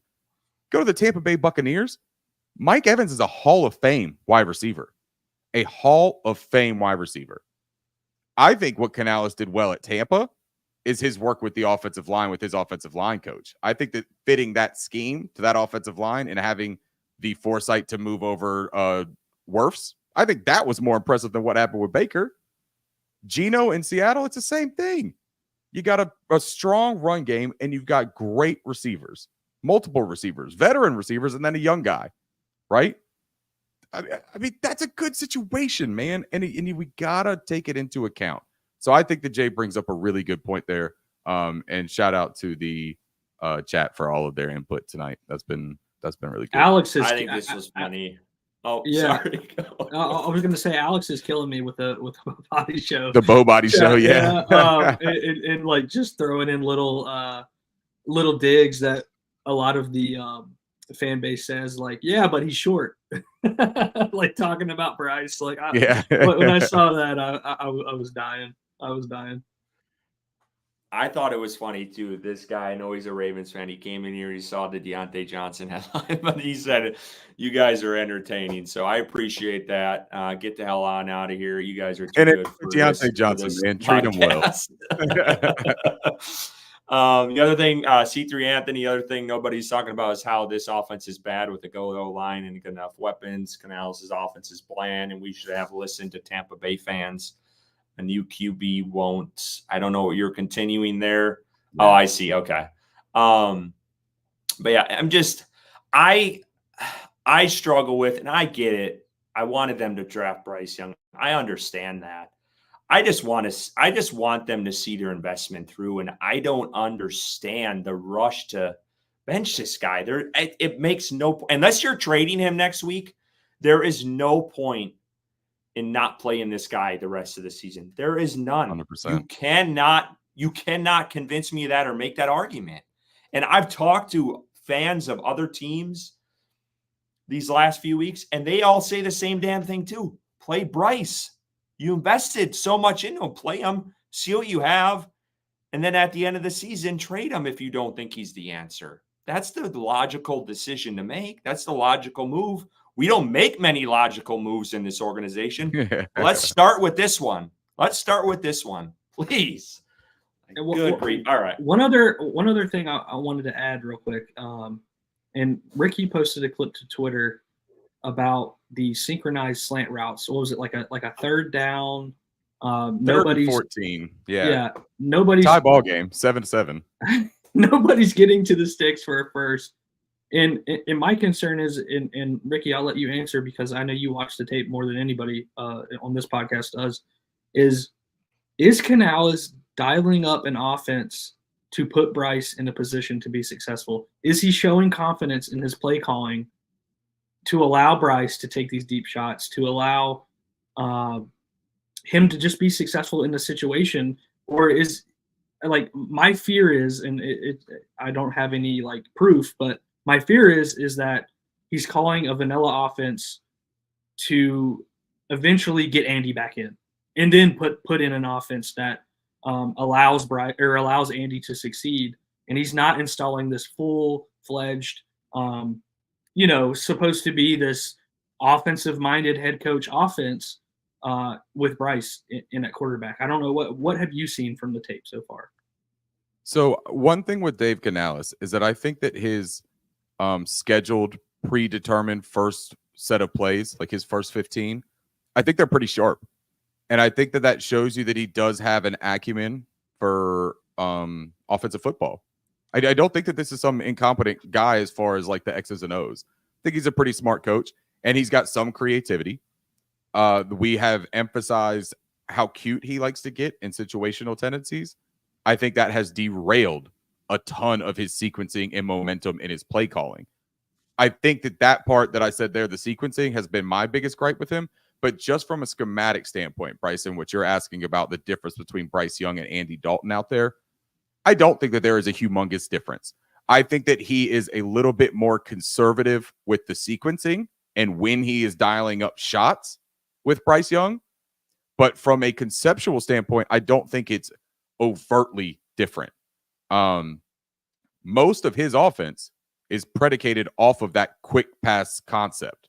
That's where most of it lies. And that's because he talks about what he did with Baker and Geno. It's kind of just his scheme. I don't think it's really individually for those two guys. And I don't think that 2.7 is individually for Bryce Young. I think that's for Dave Canales. That's what he likes to get. He thinks that builds rhythm and that it forces players into rhythm.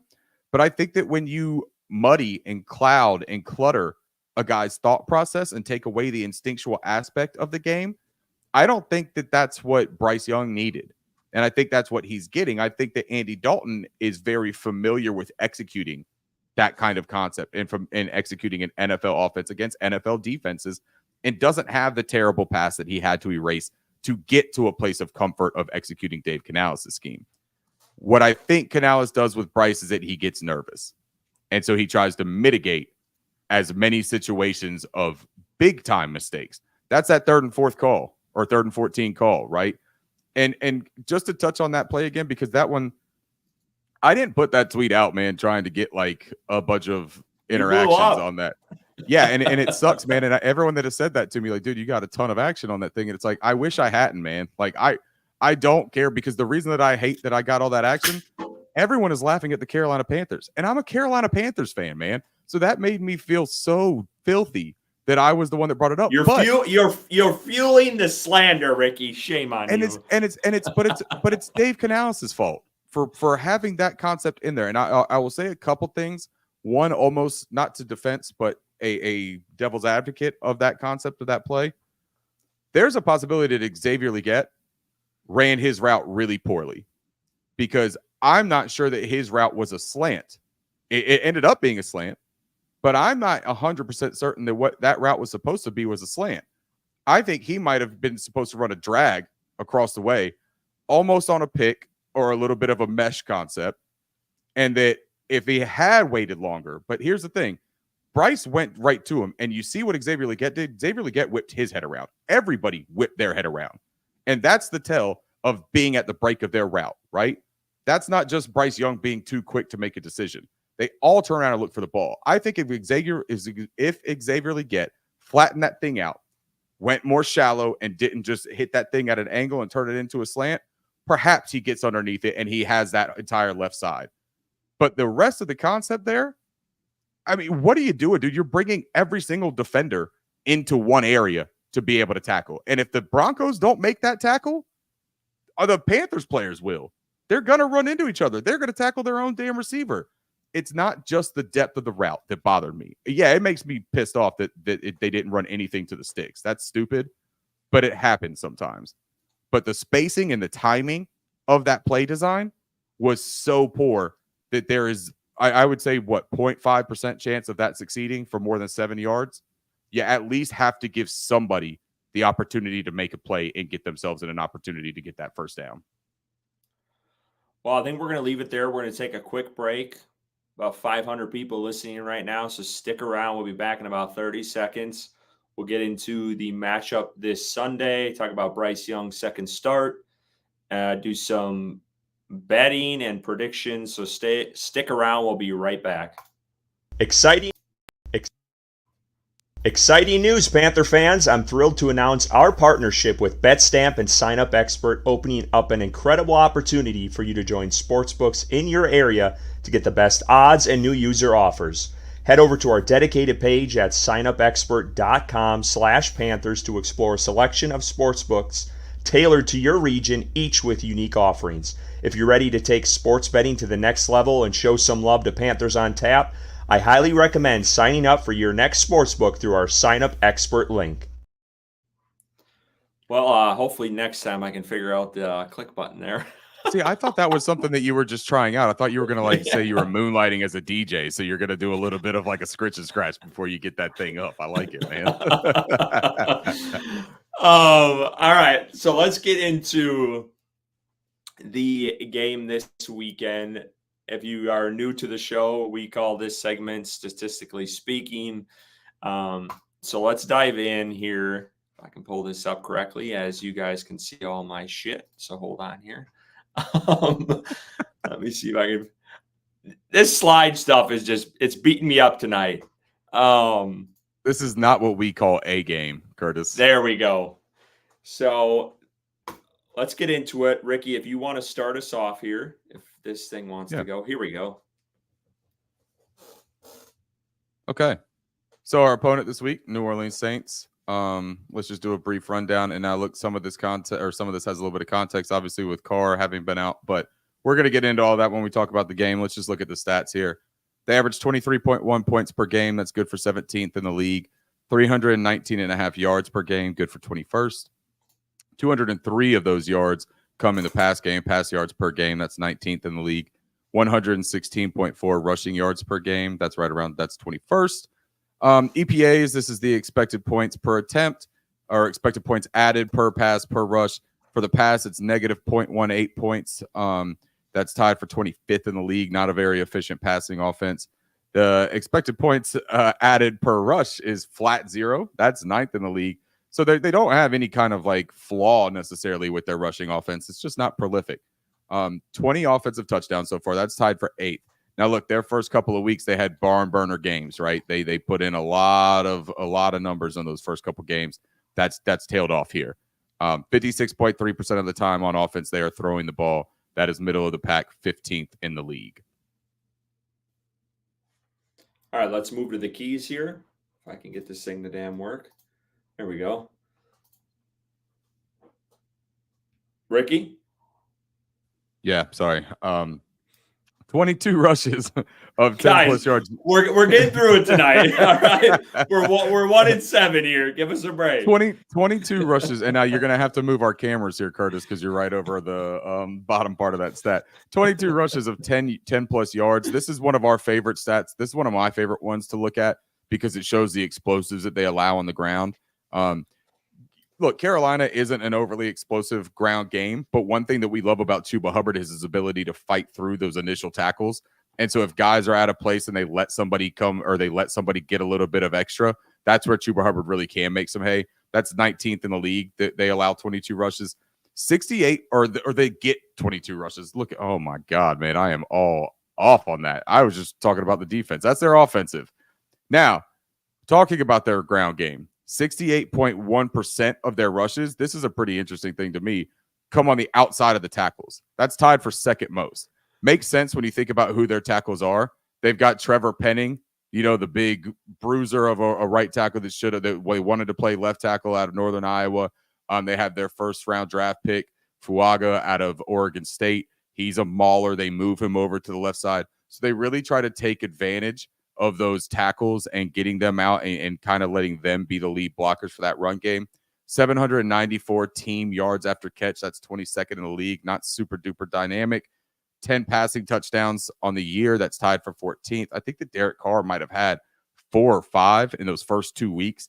So over the last 5 weeks, I mean, they've really slowed down. They've allowed 21 sacks. That's tied for 23rd on 107 quarterback pressures. That's tied for 25th. They are vulnerable to the pass rush. It would be nice if we had something that could take advantage of that. But Curtis and Bryson, do you see anything there that is actually approachable? No. Short and sweet. I like it. Like our quarterback. Hey, whoa, too far. I don't. I mean, look, we've talked about it. This is a team that's 1-7. I don't give a fuck what any of these stats are saying because we've talked about teams that are struggling versus the run, teams that are struggling versus getting to the quarterback, teams that are – but this coach does not have it. Like, in my opinion, he goes into these games. He may have a game plan to start with, right? He may. But he easily gets away from it. And it's all based on what he perceives as the game script in the game. Oh, we were down a touchdown. I had to get away from the run game. You're down one score, and you're giving up on running the ball. Like, I'm so frustrated with the play calling. And then with the defense, I don't have any hope whatsoever that they gave up 21 sacks. It's going to stay at 21 after this game. The Panthers are not getting a sack. My concern, just speaking offensively with the Saints, I think it helps that Rashid Shaheed is out, because I feel like the last couple of games he's played against Carolina, he's dominated. But then there's a guy they have who I cannot stand, and that's Taysom Hill. And he's back in the lineup. And I think a lot's going to weigh on where Derek Carr is at offensively. I want to say he was limited today for the most part. So is he going to start on Sunday? I think if Spencer Rattler's under center, I think this game is going to get interesting. But overall, I just think this offense, I mean, it's just too much with Chris Olave. Kamara scares me with this rush defense. And then, like I said, I think Taysom Hill is just an added thing. And if Derek Carr is back, we saw what he did to Carolina week 1, and it was atrocious. It really was. So I don't have much hanging on with Carolina's defense. I don't think any of us really do. So anytime we're going over these offensive stats, I'm like, man, is it really like no matter who they play? I mean, we saw it. Marcus Mariota lit this defense up. So that's kind of that tells you really what you can expect. Can we hang our hat on DJ Wanham maybe playing this week? That's a possibility. I don't know. We'll see. He was a full participant today. That could help with some pressure if he's fully back. And I know there's a couple other guys. I don't have the injury report up right now, but I know there's a couple other guys coming back. So we'll see how that kind of pans out this week. Does Dane Jackson finally come back? I don't know. I don't know if he's going to be ready this week, but I can't hang a lot on this Carolina defense going up and just what they've done this season. So that's kind of where I'm at. Anything else, Ricky? No, but that segues into what Panther Bo is talking about, because Bo, man, I'm very disappointed in myself that I didn't lead with this. But actually, Curtis is talking about being able to hang something on. I think that those puppets that you're looking at right there, I think that that's how Taysom Hill hangs his massive balls with Dennis Allen, is right there on the chin. Because, man, you're exactly right. If those aren't just a couple sets of tea bags right there, just looking for a place to hang. Panther Bo, thank you very much for getting me off of that rocker there. I'm very disappointed in myself, but yeah, I did have that queued up, man. Bo knows me very well.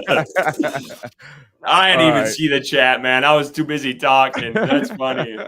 Go ahead and hit that next slide for me, Curtis, if you want.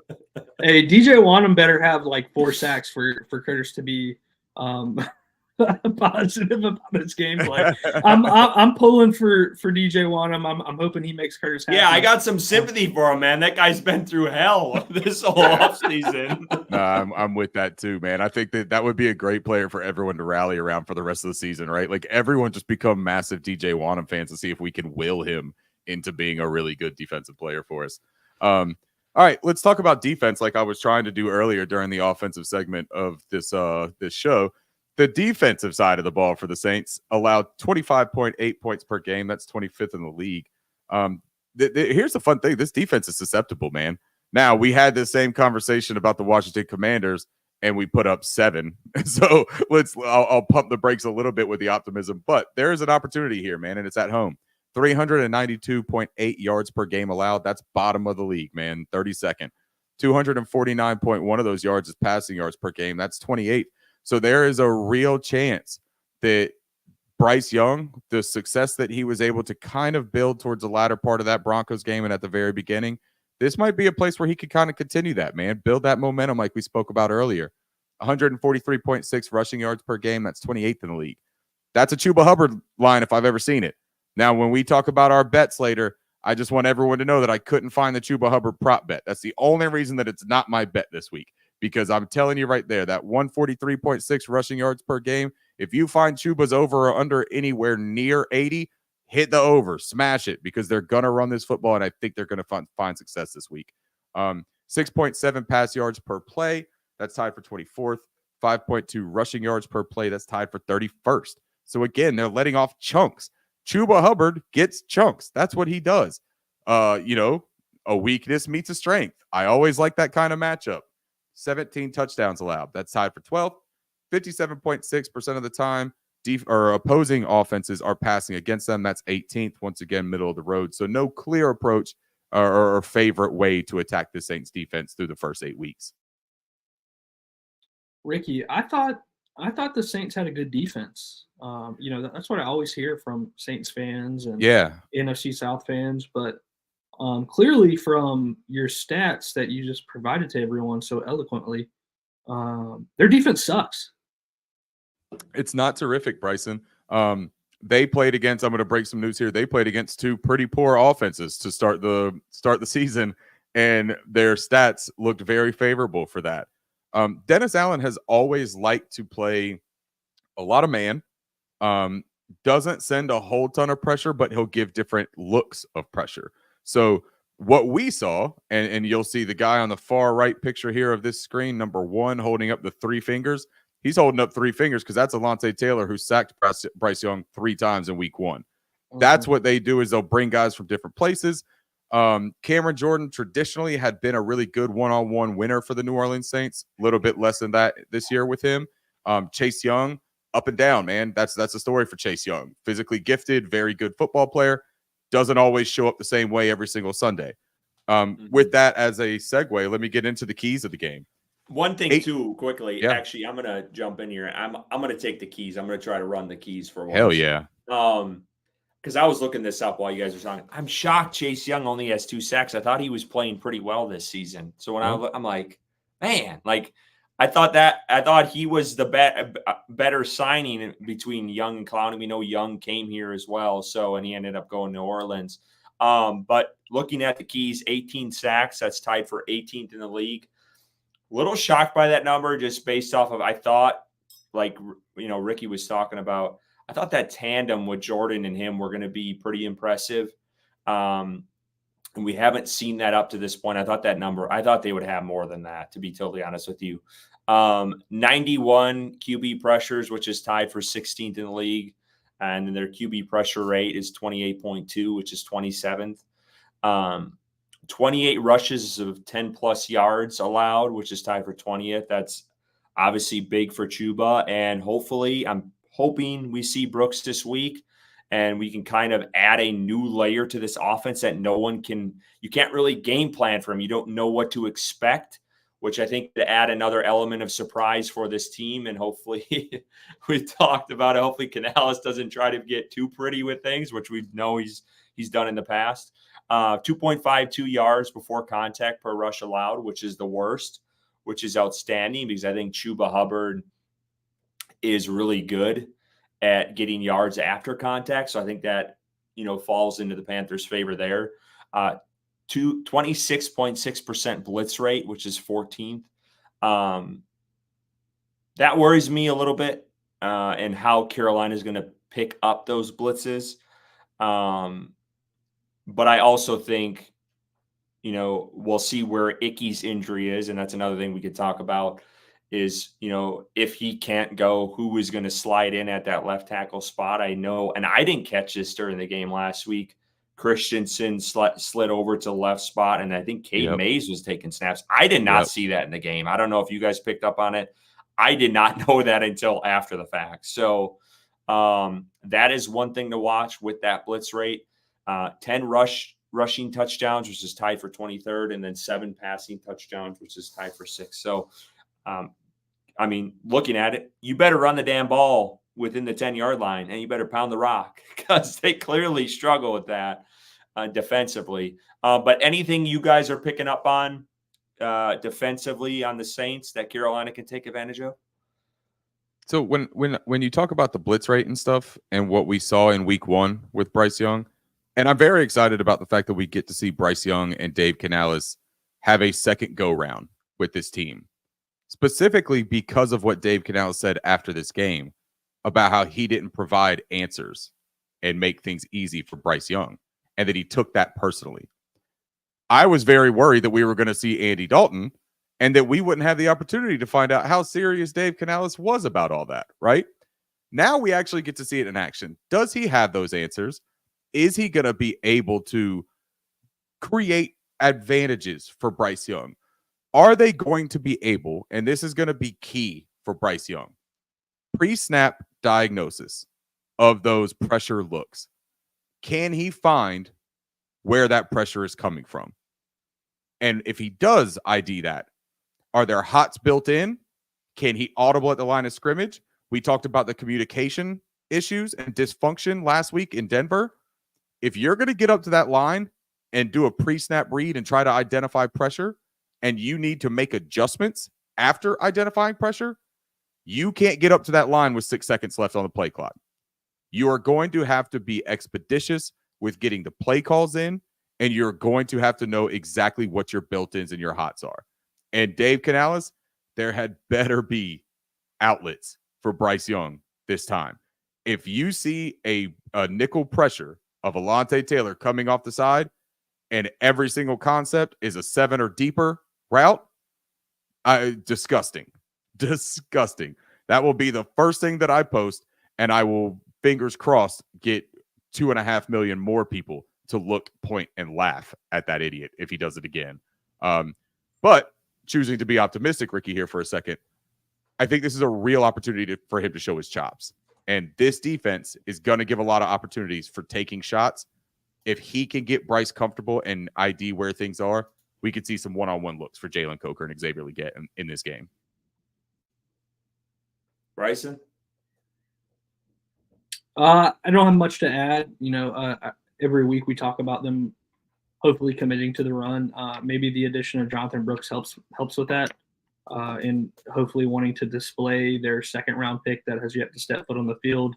A very controversial second-round pick amongst fans. So maybe that entices them to kind of lean on the run versus a susceptible defense, but I'm not holding my breath on that. So we'll see what happens.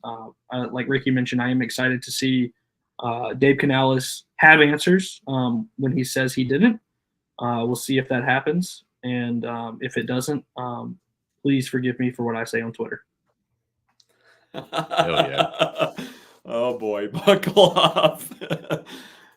All right, let's move on to this. This is what you guys get when we're 1-7. You're not getting a full breakdown. As Ricky writes here, lost 28-14 to Bo Nix and the Denver Broncos. Took offense to get beat on. Current record 1-7. Now, one distinction there, Curtis, is took offense to getting beat on because everyone was very upset that they were getting beat on. And look, Sean Payton's an asshole. I'm not giving Sean Payton a pass here. You don't have to do trick plays on us when we're down 21. But at the same time, that final score of 28-14, I don't know, man. Like, I think that we should have a little bit less sensitivity to that when we just got dog walked 40-7 against Marcus Mariota. Like, the score is more embarrassing than no one's going to remember that they did those fake plays except for us Panthers fans because we hate Sean Payton. But anyone else that sees that 28-14, they're going to be like, damn, that's not a bad game by the Panthers, right? So, like, quick, get out of your feelings, guys. Like, let's talk about that for a minute because we didn't address it. Bryson, thoughts on Sean Payton's, what was it? Did they go for it and then it was a fake field goal? Is that what it was? That was the two plays? Yeah. Someone remind me. Is that, yeah, that's what it was. Yeah. what were your thoughts on that, Bryson? I know J.C. Horn had some choice words for Peyton. You guys have all seen the mic'd up of him. Where do you stand on that? Yeah, I mean, I think Sean Payton put it perfectly. Play better. I don't think there's any way around that. If you're concerned about losing and losing by a lot, and then you're mad at a team to try to go up by more, play better. I mean, that's all it comes down to. So no, I'm not. I mean, I hate Sean Payton. Don't get it wrong. I think he's an asshole, like Ricky said. But he makes a very valid point. Play better, and we wouldn't be in this situation. So he's, honestly, I would love for my coach to be like that instead of this optimistic, upbeat, nice guy that doesn't defend Amen. his own team in regards to this situation. So if I was a Broncos fan, I would love that shit. I would eat that up. Play better. I mean, that's what it comes down to. Sean Payton comes out and says play better and talks about this isn't a good offense. And you know what our coach came out and did? This is literally his first words. He goes, they're competing. They're competing. That's literally the first thing he says. And he had that and I'm not trying to be mean about this, but he had that little grin that Dave Canales does all the time, which is oh, ho hum. What are you going to do? Live to fight another day. It's nah, man, look, I'm not saying you got to go out there and trash Sean Payton to get to some sort of verbal or, public sparring match verbally on press conferences. That's not a great look either. But you could have came out and just been hey, look, man, if you really thought you were that much better for us, just keep your offense out there and try to run it down our throats. Did you really have to try to trick us, or were you scared of us so you were trying to do that? You can also be a little bit witty and be a little bit underhanded and call him out on it, because that's the only gripe that I have. The fake field goal and stuff, man, really? That you didn't have to do that. You did that, and you say, well, we just want to put something on film. No, you didn't, man. You wanted to embarrass them, and that's okay to want to embarrass them. They were playing like dog shit. You have a long history with the Carolina Panthers as a former Saints coach. We know there's no love lost here. That doesn't bother me, man. I don't like the trying to avoid responsibility for it and saying that it's just, business as usual for us. You didn't do it against other people, man. You did it against us. I think this was last year. We had a conversation about this, about something totally separate. And I remember I was on the defense of Carolina, and I thought it was bullshit. But after looking at it, from a bird's eye view and what I've seen from others and how they reacted, how we responded, I've kind of changed my tune on this. I hate Sean Payton, without a doubt. I hated him so much. I did not want him as the coach in Carolina when they were looking for one. But I'm of the mindset, and I've changed my stance on this, honestly, is if you don't like him, stop him. And it goes back to the Cam Newton celebration against the Tennessee Titans, when they got all pissy when Cam went up there and was doing his little dance in the end zone, and Cam said, if you don't like it, stop me. And that's where I feel like that's where I'm trying to – I've changed the tide here on that, is you got to stop him. And I get it. I like J.C. Horn's response. I don't hate his response. I like that. I think he's proven he's a dog, and hopefully they lock him up, because I think he's a hell of a player. Shout out to JC. But, yeah, I mean, just go out there and do what you can. What is it? Was it a little bush league? Yeah, maybe. But, if you're allowing teams to do that on you, I think that says a little bit more about what you guys are. And I also think it's added motivation for the next game. If it's bush league – I'm sorry. No, I was gonna say, if it's bush league, isn't that the league that we race in? Aren't we in the lower league?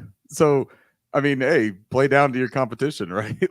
But I think you make a good point too, though, Curtis. I do like JC's passion there. I think that I neglected to mention that. I absolutely love seeing that, because as Bryson just said, I want somebody that has some unlimited fire in him. Fight. I don't even care. Dude, it's like when you're good buddy is out at a bar and you're all drunk, and some guy thinks that somebody's talking shit about him, so he wants to go and pick a fight. I don't want to have your back, man. I don't want to get in a fight. I'm over here just downing PBRs, trying to chat up any weird person that sits next to me. I'm a very social, chatty catty person. I just want to hang out. And then your buddy comes over and taps you on the shoulder, and he's like, you see that big fucker over there? I swear to God, he just looked at me and called me a derogatory term. We got to go handle this, man. I don't want to do it. But you know what you do?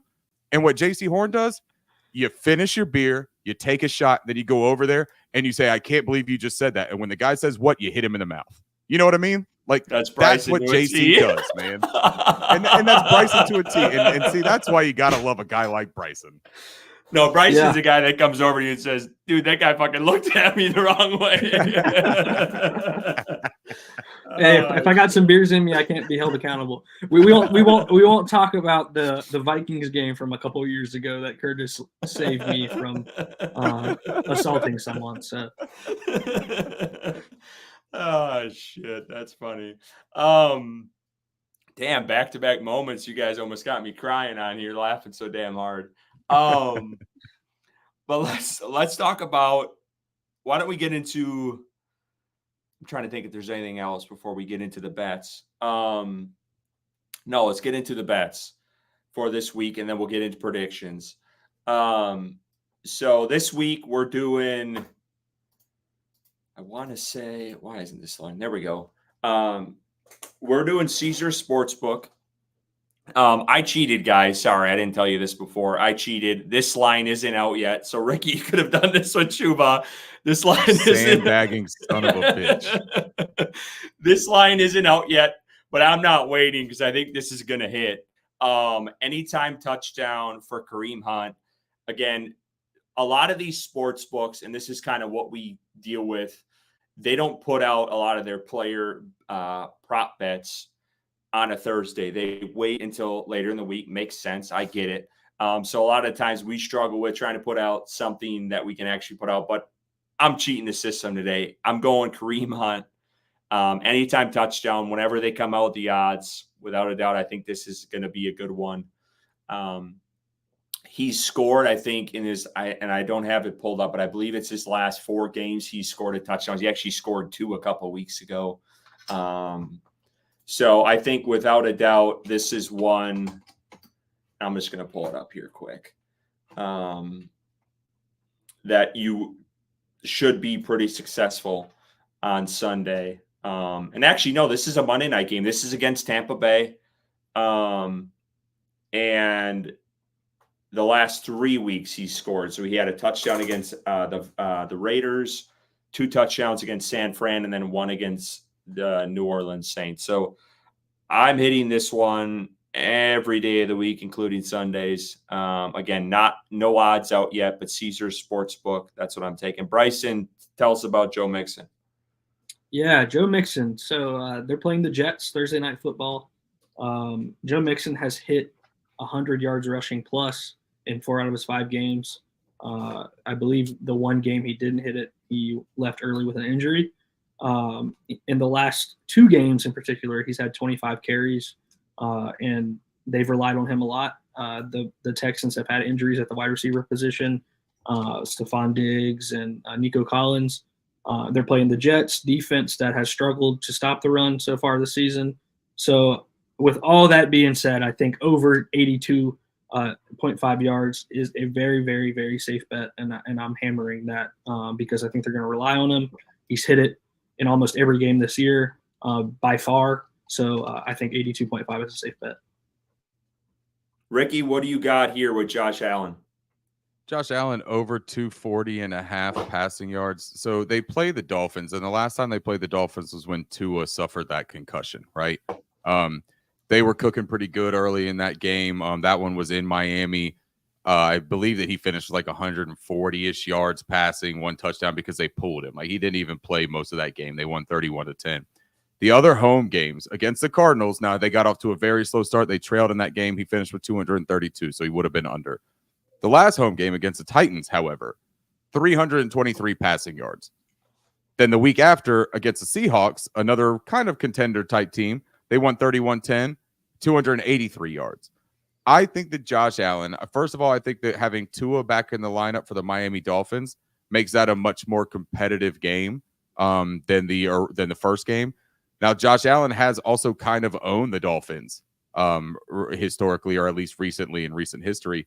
So I think that this is a statement type of game where they are going to come out, really distance themselves in that AFC East. You got the Jets are reeling. The Dolphins have Tua back. They're trying to kind of find their form again. I think this is a real opportunity for them to come out make a statement. Josh Allen playing for the MVP. He's playing really good football right now. I just think that he's going to put up 240, 250, 260, somewhere in that range. Now, why we picked Caesars Sportsbook this week, they have a pretty good deal going on right now. You can get up to $1,000 back in bet credit. So essentially, if you bet, it's basically a free bet because if you lose, you still get that credit back. So it's kind of like a no sweat parlay. So take advantage of that. And you can use it through our link at signupexpert.com/Panthers.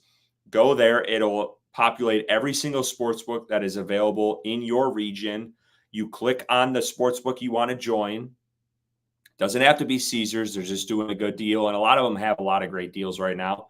Click on that specific link and it'll take you to that sportsbook. You sign up and you start betting. So this is our parlay for this week. I know last week, I can't remember exactly. I know I hit on the Thursday night game. I had Javonte Williams with the touchdown, and it didn't happen. I did not hit either.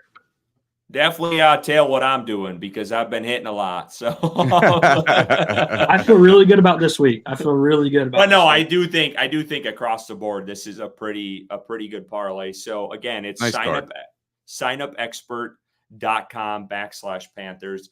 Let's get into predictions, guys, for this week. Saints, Panthers, Carolina at home, Bryce Young's second game.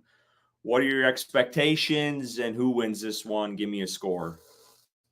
Whoever wants to start. Bryson, you go first. Yeah, I'll knock us off here. I think this game is going to be a lot more competitive than it was week one. I am hoping, praying that this coaching staff is more prepared for this Saints defensive scheme, blitz packages, nickel blitzers. We talked about it earlier, them not having answers. I'm hoping they come in with answers. The Saints team that has been struggling, albeit, it was Spencer Rattler at quarterback, Jake Hayner, and now it's possibly Derek Carr. But Derek Carr is not a good quarterback. No matter what you saw week one versus the Carolina Panthers or week two versus the Dallas Cowboys, I believe they played, he is not a good NFL quarterback. He is average to below average at the position. And this defense for the Carolina Panthers sucks. We all know that. But I think this offense is continuing under Bryce Young. It may just be me being an optimistic Bryce Young supporter, but I think they continue to take a step forward from last week. I think Bryce Young continues to show growth, and I think he's taking it personal. What's happened in Carolina, what's happened with this head coach not supporting him, and I think you have two young, really good wide receivers in XL and Coker that continue to be involved on the offense, and Bryce Young's feeding them. So yeah, I'm taking the Panthers this week. Fuck it, I'm gonna do it, and I think it's based off of a bad Saints defense, Bryce Young playing good comparatively to week one, week two, versus a very good Denver Broncos defense. I think we see his best game of the season, Bryce Young's, and I think the Panthers win this game 17-16. Ricky? Man. I want to, Bryson. I want to, man. I want to just join you on that. I do think this is a competitive game. Earlier, I saw a report that Tyrann Mathieu had missed practice for the Saints, and that almost pushed me over the limit to the point where I was like, I'm doing it, man. Because I worry about Tyrann Mathieu. That is a ball player. Ball hawking safeties like him have given Bryce Young some problems. Ultra aggressive guys have given him some problems. He's only sick. Tyrann Mathieu. He's probably going to play. So when I got a little bit more information about it, I changed a little bit about what I was thinking. But I thought that was a nice dramatic thing to bring to this segment. So what I am thinking here, I think we're going to be able to put up some points. I think they're going to run the football and keep the Saints offense off the field way more than what we saw in that first matchup. The injury to Rashid Shaheed is a monumental one for them. I think that he is the engine that makes a lot of that offense go. And it's not just because he's the focal point, but it's the threat that he poses when he's on the field and what he opens up for the rest of that fairly underneath-oriented offense. Chris Olave is a terrific football player, but if he's the only weapon in that receiving core, I mean, you're talking about what Bub means, Juwan Johnson, Taysom Hill, Fabian Moreau. I'll take my chances with that lineup, to be completely honest. Even with our secondary. Now, Alvin Kamara and those tackles, there was a really interesting graph that was put out about Jadeveon Clowney and DJ Johnson being in the top 10 of edge win rate for run defenders based on ESPN's analytics.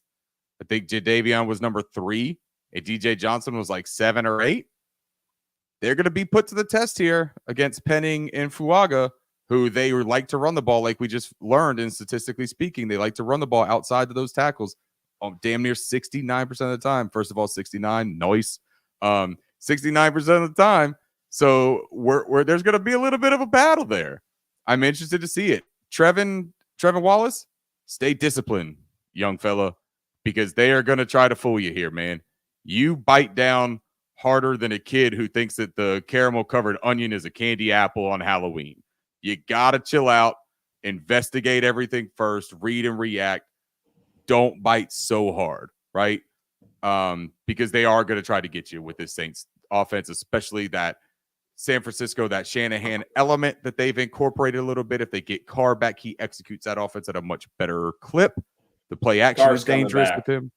Carr's going to come back. So it is going to be dangerous. That said, I think Bryce Young has a little bit of a, what, y'all forgot about me kind of day. I think he comes out and I think he plays more aggressive than what we saw in Denver, which I didn't think was like scared or timid, but it was calculated. I think you see a little bit of gunslinger in Bryce Young on Sunday. I think he might let some rip if he gets one-on-ones. Hey, Alontae Taylor sacked him 3 times. He might try to throw 3 tutties on Alontae Taylor. You get him one-on-one with Jalen Coker, man, he might say, payback's a bitch, Alontae. You know, allow me to reintroduce myself, right? I'm going 23-26 Saints. And the reason that I'm going to say that is because I think that it's very difficult to have a lot of faith in this defense right now. And I'm still waiting to be proven about the offense and not just base everything off of my desire to see Bryce Young succeed. No, I think that's pretty good analysis. I was just quick searching because I'm trying to figure out if Derek Carr is playing, and from everything I can read, Derek Carr, no savior for skidding Saints, just trying to be a great leader upon expected return versus Panthers. If you're a QB, you want them to return against the Panthers. It's going to boost your confidence. This defense is terrible. And that's the shitty thing. Like, I hate talking about Derek Carr, the Panthers. I know Ricky loves Derek Carr, but I'm not a big fan. I swear to God, man, I'm gonna just go back to doing my own show. I had to take my shot. I remember week 1. I had to take my shot. I know Alex will appreciate that. But yeah, don't appease him.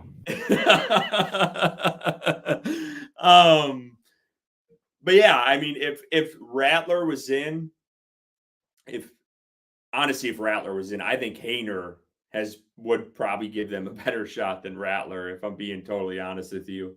If Rattler was in, I think Carolina probably has a shot to win this game. I just think it's going to be too much. The Saints are going to be riding high with Carr's return. Shaheed out, I think, will help, but I will never discount Taysom Hill against this Panthers team. Every time he plays them, he dominates them and has some sort of highlight play. I do think it's going to be lower scoring. So I do think Carolina's defense is going to step up a little bit. And I'm hoping Wanham is back for this game this weekend. I'm going to go 24-17 Carolina loses. So it's a close kind of NFC South battle. A little bit lower scoring than what Carolina has given up these past few weeks defensively. But I don't think it's going to be enough. And Carolina ends up losing. I hope I'm wrong. I hope Bryce Young shows out and we don't have to have a conversation every week. And the beat reporters have to ask Dave Canales, is Bryce Young starting this week? Because that at this point should not even be a question if they're not trading him. And he should be the starter unequivocally the rest of the year. So I hope we get to that point after this game.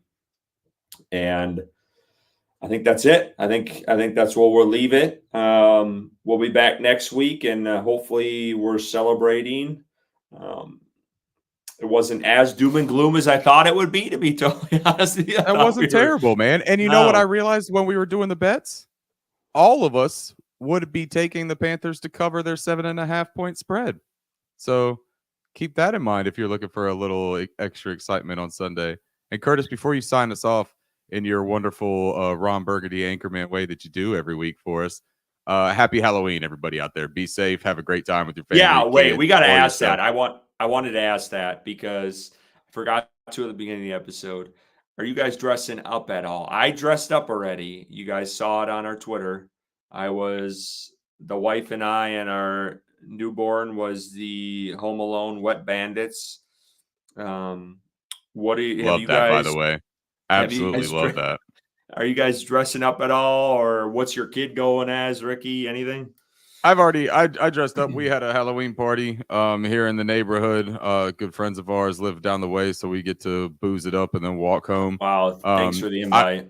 Appreciate it. Hey, you I'll talk to you after the show. Listen, I was an astronaut, and my wife was a smoking hot piece of ass alien. So that was a lot of fun. But for me, it was wildly uncomfortable because I'm wearing like this 100% polyester jumpsuit, and it's like 78 degrees and humid on that night. So like I'm sweating. They put that fishbowl of a helmet on me, man. It fogs up in a second. Got one good picture that I put on a NASA snapback trucker hat, and I was like, that's good enough for me, boys. So yeah, no dressing up for me. I'm gonna be handing out candy and eating the rest of the Jell-O shots that we made for the party. Oh, nice. Yeah, we haven't done anything yet. I'm not gonna completely lose hope on possibly dressing up. My wife talked about Ratatouille and me being like the chef and her being the rat. I love that from the show, so we may possibly do that. But yeah, we'll give out some candy in our neighborhood and maybe dress up. We'll see what happens. And my kid is going as the Red Power Ranger. If in case was hanging on for that. Yeah. Nice. There was a guy, real quick, and then we'll get off here, who we were at a brewery on Saturday when we dressed up, and he made a custom Buzz Lightyear costume, and it was incredible. I mean, it was like a full-on action figure. I mean, the wings even like folded in and out. I mean, it was top of the line. Hats off to the dude. He deserved every prize in the book for that one. So it was incredible.